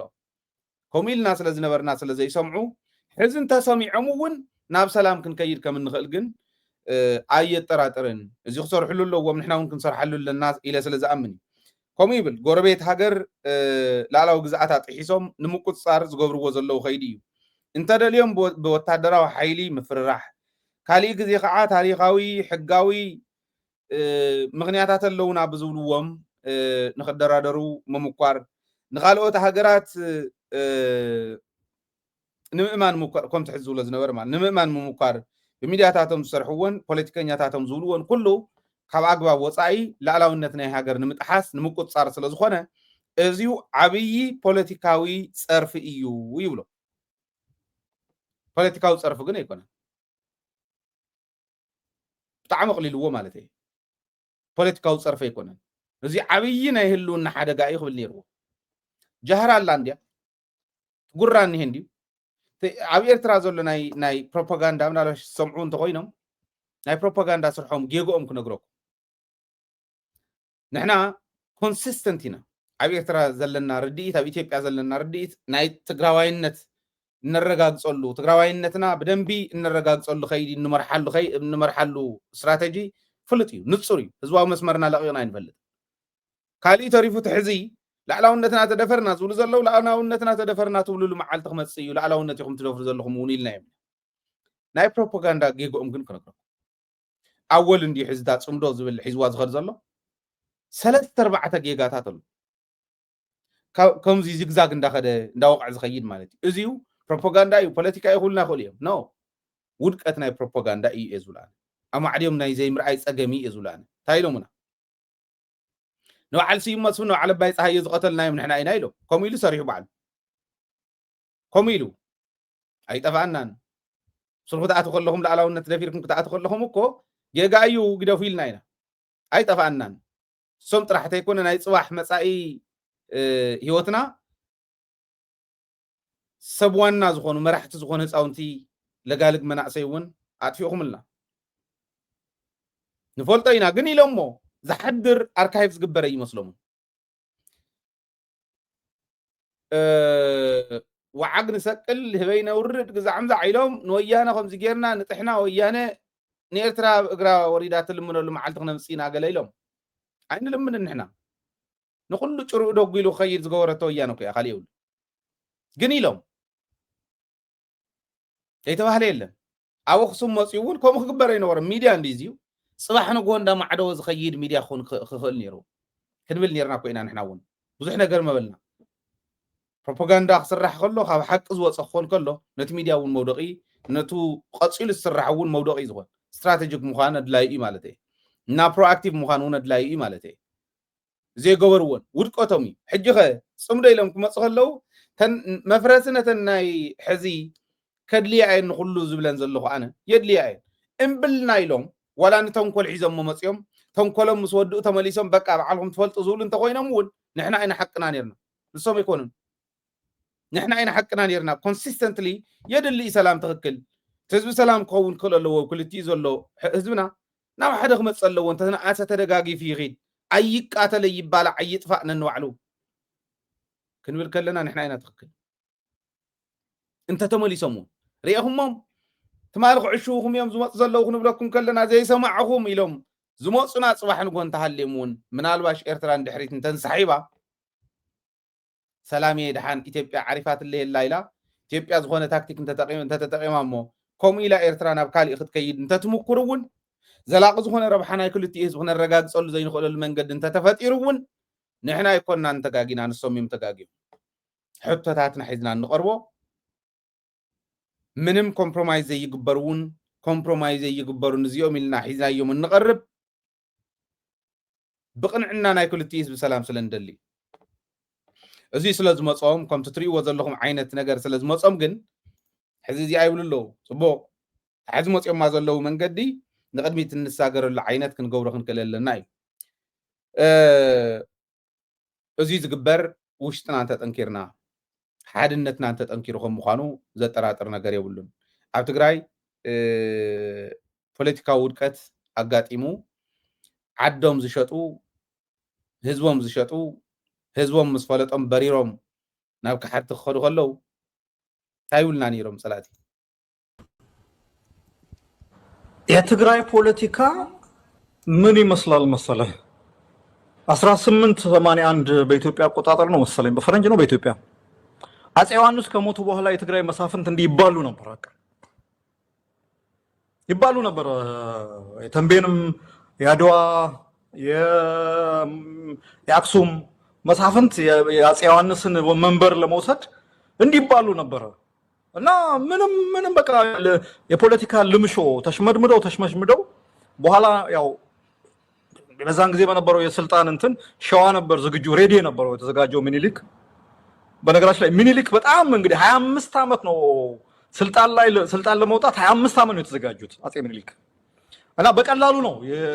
የማዕከላዊ መንግስቱ ከትግራይ ወደ ሸዋ የተዘዋወረውና አሁን ያለው የትግራይ ፖለቲካ ከዛ በጣም የተለየ አይደለም በቃ እኔ ከዚህ በኋላ የትግራይ ፖለቲካ እንትን ይኖረዋል መላ ይኖረዋል ብዬ እኔ እንትን የለኝም መላ ይኖረዋል ብዬ እንትን አለ በተወሰነ እንትን መንገጫገጭ ይኖራል ህወሓት እንደ ይሄ አሮጌው ቡድን ነው የምለው ጌታቸው ኋላ ቀሩ ነው የሚለው እኔ ደግሞ አሮጌው ቡድን የማይለወጠው ይሄ በጣም ስታቲክ የሆነው አሮጌው ቡድን ሊያስቸግር ይችላል ገንዘብ አለው በነገራችን ላይ ወደ ስንት ቢሊዮን ዶላር ነው ከሀገር ውጭ ያሸሹት በነስብሐት ነጋ በነጌታቸው አሰፋ በነስዩም መስፍን ምናምን እንትን ያድርጉት ያለው ስዩም መስፍን ዶክተር ኃይሉ መንገሻ ከነግረና ከሎ በዓል ስዩም በዓል አባይ ኩንታል ጣፍ መግዚት ሰአንሉ ክራይ ገዛ ሰአንሉ ግዜ ከም ዝነበረ ይነግረና ነይሩ ስብሐት ነጋ ይትረፍዶ ቢልዮናት ዶላራት ክህድም ንባዕሉ ዳያሊሲስ መስርሒት መሕከሚት ገንዘብ እናዋፀ ትግራዋይ ዝሕክሞ ኣያ እዩ እንታይ ይብሉ ከም ዘለዉ እዩ ዝገርመኩም ከመይ ዝበለ ፅልኢ ዘለዎም ዞም ሰባት እዚኦም ስኢልካ ካብ ሰማይ ድቡዳ ውሪድካ እዚ ኢልካ ሓታት ዘይብልካ ምውራድ ኣብዚ ብደደቢት ዝጀመርናዮ ሓድሽ ጅማሮ ዝኾነ ይኹን ሰብ ከምዚ ክነቃልዕ ከለና ብዘይ መርትዖ ቀሪብና ይንፈልጥ መርትዖ ዘይሓዝና ቀሪብና ይንፈልጥ ፍጹም እንታይ እዮም ከምዚ ዝገብሩ ይገርመኒ እዩ ግን ትዝብልዎ ዘለዉ ራእዩ ኣረጌው እንታይ ይሄ ኣረጌው ቡድን እየ ዝብሎ ይብለና ኣረጊት ቡድን እየ ዝብሎ ኣረጊት ጉጅለ እየ ዝብሎ ይብል ሕወሓት ንኸይትወድቕ ንድሕሪት ንኸይትወድቕ ተላዒላ እያ ሕዚ ዝብል እምነት እዩ ዘለና ሕጂ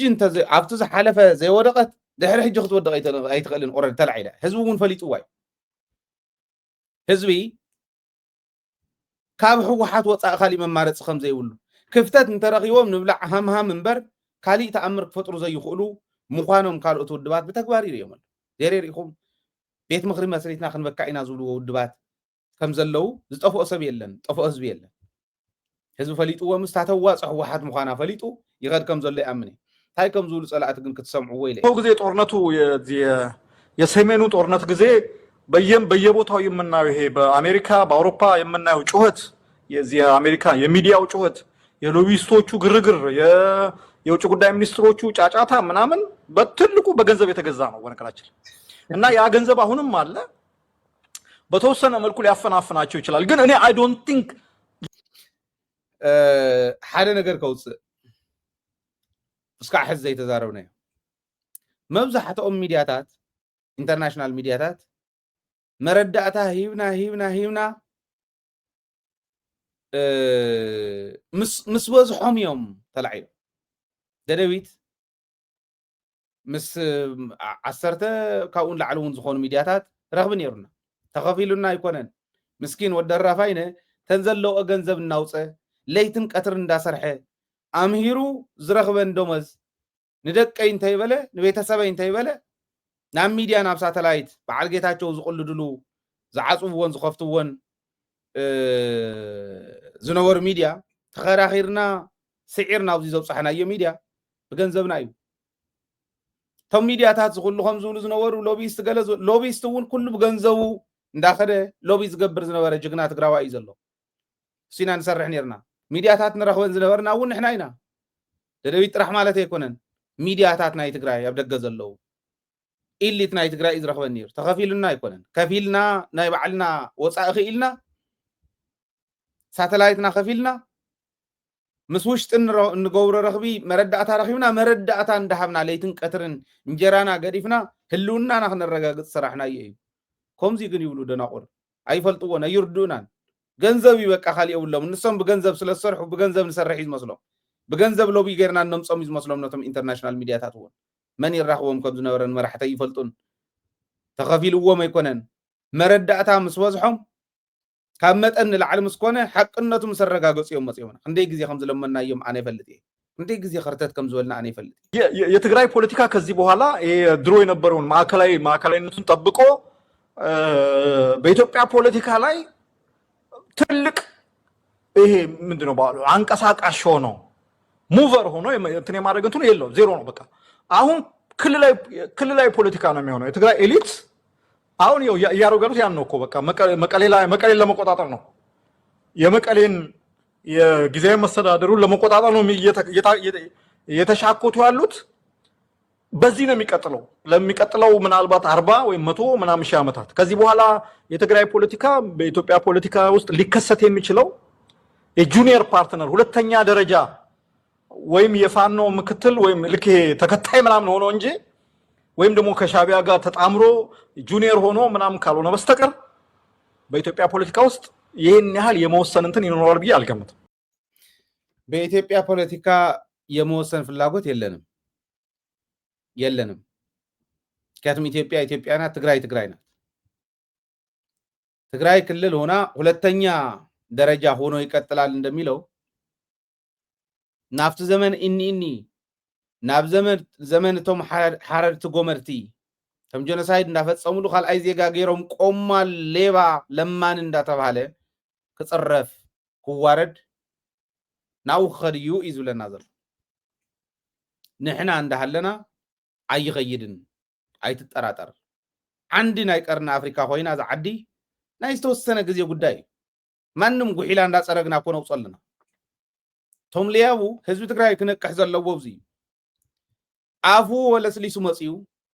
ናይቶም ከምዚ ዝብሉ ካልኣይ ዜጋ ክንገብራ ኢና ንኢትዮጵያ ናይ ዝብሉ መሳርሒ ኮይኑ ከም በዓል ጌታቸው ኣማኻሪ ኮይኑ ከም በዓል ጌታቸው ኣማኻሪ ኮይኑ ከም በዓል ጻድቃን ከም በዓል በየነ ናታቶም ተለኣኽ ኮይኑ ከም በዓል ሃፍቲ ኺሮስ ትግራይ ናፍቲ ዝብልዎ ዘለው ካልኣይ ደረጃ ዜጋ ንምውራድ ናይ ምኒልክ ዘመን ናይ ሃይለ ስላሴ ዘመን ንምምላስ ናይ ደርግ ዘመን ንምምላስ ዝኽየድ ክያዶ ከም ዘይሰርሕ ክረጋገጽ ከለሎ ህዝቢ ክፈልጥ ኣለዎ ከም ሰባት ትግራዋይነቶም ኣሚኖም بتقراوينتهم تسرحوا نتهم كمزي زولو زلو ببوليتيكا تقراي تصاوت زلو تقراي كمزي جيرنا بشنشل أسيرنا بمعدون دار أنا إياه بريموت كنترول ننقساقسا ننو علم زبالعون 4-5 عمت أفتاز الله تاخد صنحيان مس زولو خوينهم كسرحوا مسኦም ኮይኖም ተዋጉኡና ፈቆዶ ዓፋር ዶ ፈቆዶ ካልእ ዶ ዝኸዱ እዚኣቶም ካፍቶም ጸላእቲ ፈሊና ዘይንሪኦም ጸላእቲ ትግራይ እዮም እስካዕ ዝምለሱ ንዓዶም ተመሊሶም ሰላም ክንፈጥር ኢና ተጋጊና ነርና እስካዕ ዝብሉ እዚ ኢና ንብሎም ትግራይ ህዝቢ ትግራይ በዚዩ ፍጹም ዘይደራደር ኣብዚ ጉዳይ እዚ እውን ብደንብ ነቂሕሉ ነቲ ጉዳይ ነቶም ክሸጥዎ ዝመፁ بتجبر كمل صلهم زخيل حيل خخون إيه تتصفي نسون يخبر زلوا أنت نايتهم تصفح بحتي حساب قلت تري وصل لهم حزي إزي تصوم دوز فتر 4 عامات دو كلاي زي جاهون كم فتري محلا في شكا ويس كتلافونهم مسجب بقى كتلافينكا نزومكم زيهم زولو بحيلاتاتن ناتاتهم مسار حقوقهم زخود زلون بديها هاجر كم مسرات أيني شكا يتنهنا ونحطه مالك نقصل شجري يقولون أزيهم كرلينا حزبنا ونقح سلا زخنة تايب لكم زلهم بدم بيجروا خافت زولا زلهم لعل سلا زردو أي تحساس بنن مالك قالين مودعتان مرحيو كموت زترفه عجابي تاريخ كوينو من الواش نعجبتي مرحت تقراي مرأيا خوينو نتجارب تقلال مرأيا خوينو كترجم اللغز والقوة حدا مردات كافلكم بركينا فاسو أفريقيا ويتهاجريا قدمي 30 قلن عمت توماس سانكارا بحال مرح نيرو طعم جغنا منسي نعدو زحسب فتصم عدي كتشيت يبلان عرسا خلتي عدي يزبل بعدو زتأمامن بزو زتأمامن مرح نيروا أفتك زي عصوبات نيروم عصوبات ناي وصعتنيا نتعدي معدن زملا عدس لزغونت كورو وازدليو اتودي معدن زوصون زي جاي معدن ناي معدن ترفز تكمون زي جاي كون اللو عين دلن رديئتكم يلو زباررهم أقتلمو بمن بناي وعلو سبق أقتلمو نفنكل منقص موكيرهم بزح جزي بديهم جن بناي وعلو أقتلهم نتم قتلت مرح تجيرهم أقتلهم بركينا فاسو 9% ناي معدن وصيتا خافتا عدا هاجري تقومون يرن بعد فرنسا بعد كالو 3% راح تركب نيرن زين دا جور موصيوم 30 قلن عمت عاب مبل 30 قلن عمت مبل 35 عمت ودقتهم توماس سانكارا بستقتل الله معلت استولد ابراهيم تروري زبحال مرح فريا ما فنقله منغست غيري موصي نسون تموريص ايكونن ግን ህዝብን ሰራዊትን ናይ ተዓዲ በደንብ ዘኽብርዎ ካሊ ተሪፉስ እዘን ቢልቦርድታት ገለ ዝውሉ ላ ገዛውት ዝውሉ ላ ናቱ ስእሊ ዘለሉ ኩሉ ላ ከለዋ ብመወልወል እንተወሉ ኢለኖ መናእሰይ ክዳነ መውፅኦም ናቱ ስእሊ እስካዕ ክንዲ ምግባር ዝወፅሑ ንምንታይም ከም ዝገብሩ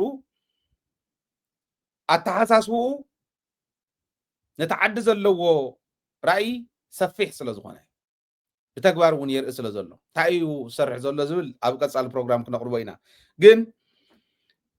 نايزو عجابيو تاريخ كحلفلكم سلازو دلوخي تعجابيو 5 مليون دولار تواهيو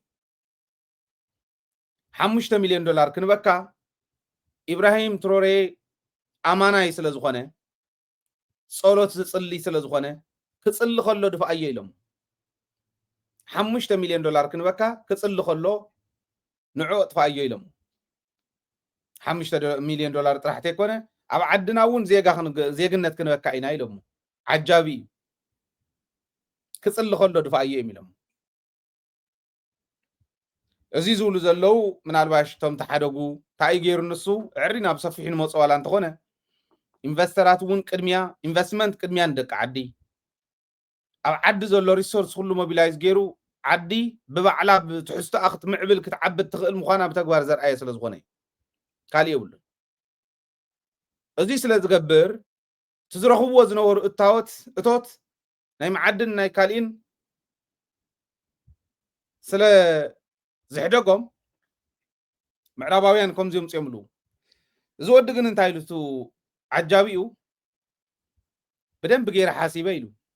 ኣነ እስካዕ መቃብር ተኸቲሉ ንዝኸይድ ወንጀል አይደለም ዓደይ ክትዓብ እምበር ኣብ ናይ ካሊ ዓዲ ኮይነ ወላ 5 ይኹን 50 ሚልዮን ይሃውኒ ተንደላቂቀ ካብ ዝነብር ኣብዘይ ዓደይ ኣብዘይ ይምልከተኒ ንጉስ ኮይነ ካብ ዝነብር ኣብ ዓደይ ኣብ ዱር ዓደይ አንበሳ ኮይነ ክነብር የዝመርጽ ኢለ ነጽገዮም ይብል ነጽግዎ አይደልን ይልዎ አይኾንን ይልዎም ተቃሊዖም አቃሊዖም ዘለዓለሞም አወዳቶም ወጓላቶም መራሒው ዝቀተለ እንዳወል ኩላገጹ ላይ መራሒ ሃገረይ ንቅድሚት ከሳግራ ዝኽእል ነት ህዝቢ ናብ ሰላም ናብ ልምዓት ከብጽሖ ዝኽእል ብተግባር እውን እንዳረኣኹ እንዳሰርሕ እንዳሃለወ መራሒ ሃገረይ ቀቲለ ነተዓዲ ከሳግራ ዝኽእል ቀቲለ ብገንዘበይ ሸጦን ብገንዘበይ ግዛእን ኣነ ኢሉ 5 ሚልዮን ዶላር ነጽጉ መራሒኡ ዘድሓነ ሓላዊ ዝገርም እዩ ኢብራሂም ትሮሪ 2 ዓመት ይገይሩ ኣብ ስልጣን ካብ ዝመጽእ ግን 18 ግዜ ፈተና ቅትለት ተገይሩሉ 18 ግዜ ፈተና ቅትለት ጥራሕተ ይኮነስ መፈንቅለ መንግስት ተገይሩሉ ኣብ 2 ዓመት ሪኢኹም ምዕራባውያን ክንደይና ይሰርሑ ከም ዘለው ዝወዲ ገና መንእሰይ ወደ 35 ኮይኑ ኣትሕዝ 37 እዩ ገና እዩ ህዝብ እንተፈትዩካ እሞ ንስኻውን ህዝባውን ንቁሕን እንተኾንካ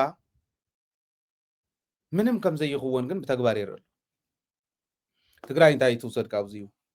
ንዓጀብቲ እኹል እዩ እኹል ይኹም ዝበል ዓጃቡ ነይረ ይፈልጥ ናብ ትግራይ ከም ዝበል ዓጃቢ ነይረ ይፈልጥን መራሕትና ጥዕና ዘለዎም ህዝባውያን ዝኾኑ መራሕቲ ክኾኑ ከለው ከምቶም ከዲዖም ኣፎም ዝመሊስና ንትግራይ ክንተኩሲና ዝብሉ ዘለው እንተይኮነስ ጥዕና ዘለዎም መራሕትና ናይ ሰራዊት ይኹን ናይ ፖለቲካ ከመይ ከም ዝኽበሩ ኩልና ንፈልጦ እዩ ስለዚ ኩሉ መራሕቱ ከመይ የኽብር መራሕቱ ክብል ከለኹ ህዝባውያን መራሕቱ ከም ፀረ ህዝቢ ዝኾነ ይኮነ ከም ሸይጦሙና ዝኸዶ ይኮነ ነዚኦም ከመይ ገይሩ ካልኦት እውን ክቕተሉ ኣለዎ ማለት እዩ ሸይጥ እንተኮይኑ እውን ብሕጊ ይተሓዝ ኣለዎ ጣዕሚ ዓብይ ትምህርቲ እዩ ንኹሉ ናይ ዝዓጃብ እዚ ማለት እዩ ናይ ኢብራሂም ትሮሬ ስራሕቲ እውን ንትግራይ ምናልባሽ ወላ ብዕድመ እንተዘይተራኸቡን ወዲ ወረደ ኣብዛ ናይ ግዝያዊት ስልጣኑ እንታይ ክሰርሕ ኣለዎ ዝብል ተመክሮ ክኾኑ ክእል እዩ ዝብል እምነት ስለ ዘለኒ ወይኑ ክነቕርቦ ኢና ትወዲ ግን ብጭቡጥ ተን ዓበይቲ ስራሕቲ ዝሰርሐን እታ ዓዲ ንወዲ ዓዲ ክትከውን እዩ ገይርዋ ብዓብዩ እዚ ብሃፍታ ብስራሕታ ብምንቅስቃሳ ብጠቕላላ ህልውና እውን ክተኽብር ትኽእል ካብ ረድኤት ነፃ ዝኾነት ዓዲ ዓርሳ ዝኸኣለት ምግቢ ውሕስና ከረጋግፅስ ካብ ዝገበሮም ሓደ ምናልባሽ ፀኒሕና ክንመፆ ኢና ኢለ ይጅምሮ ኣለኹ እምበር እሱራት ኣለዉ ኣብታ ዓዲ ናይ ሕጊ ተኣራሚ ንዓዱ ከግልግል ሓደ ወርሒ እንተሰሪሑ 3 ወርሒ ካብ ፍርዲ ይቕነሰሉ ትሪእዎ ኣለኹም እቲ ስትራቴጂ እንታይ ንብል ነርና ንሕና ይትረፍደቶም እሱራት ኣብ ትግራይ ዘለው ናይ ሕጊ ተኣረምቲ እቶም ምሩኻት እውን ከምኡ ስርሕዎም ዓዲ ነልምዕ እንዶ ንብል ነርና ትወዲ እንታይ ገይሩ እሱራት ሕዘብቲ ዓዲ እንታይ እዮም ዝገብሩ ይኸዱ ይሰርሑ የልምዑ ገደባ ይግድቡ ዝኳዓት ይኹዕቱ ዝለምዕ የልምዑ ብጥንቃቐ ብሓያል ሓለዋ እዚ ይገብሩ ሓደ ወርሒ ዝሰርሐ ካብ ፍርዱ 3 ወርሒ ይቕነሰሉ ሓደ ዓመት ሙሉእ ዝሰርሐ ካብ ፍርዱ 3 ዓመት ይቕነሰሉ ተዓዲ እውን ትለምዕ እቶም እሱራት እውን ሃገራውነት ይስምዖም ነቲ ሃገር ዘልምዑ ስለ ዝኾኑ ነቲ ሃገር ማለት ዝሰርሕዎ ዘለው ንሃገር ስለ ዝኾነ ኣረዲዮም ብደንቢ ብሓያል ትምህርቲ እዩ ባይዘወይ ኣምሂሮም ተትሰርሕዎ ዘለኹም ንዓድኹም እዩ ንህዝብኹም ኢሎም ኣሚሮም እትኦም ኣሚኖም ዝኣተውዎ እዩ እዚኣታ ታንእሽተይ እየ ዝብል ዘለኹ ብዝርዝር ክንመፆ ኢና እንታይ ይሰርሕ ከም ዘሎ ተመክሮ ክኾነኩም ንመራሕቲ ትግራይ እዚ ጌርና ዓድና ክነሳግር ንኽእል ኢና ትግራይ ይትረፍደ ነቲ ንቑሕ ማሕበረሰብ ሒዝና ደጊፉካ ተንከባኺቡካ ንቅድሚት ምስጋር ጥራሕ እንተይኮነስ ኣብ ዝኾነ ይኹን እዋን ዝጎደለካ ኩሉ ዓይነት ነገር ከቅርብ ዝኽእል ህዝቢ ሒዝካ ካሊእ ዓዲ እውን ከምዚ ትሳገረላ ክብል ደልየ እሞ ተመክሮ ውሰዱ ዓድና ነሳገር ንብዓት ህዝብና ብደንቢ ክንሕብስ እንኽእል ወለዶ ክንኮን ኣለና ነቲ ዝቕፅል ወለዶ እውን ተመክሮ ክንሕልፍ ምእንታን ክብል ደልየ እዚ ኢለ ሰላም ምሳኹም ሰላምን ዓወትን ከዓ ምስ ጅግና ህዝብና ክኾን ትምኒተ እዩ ትግራይ ትዕወት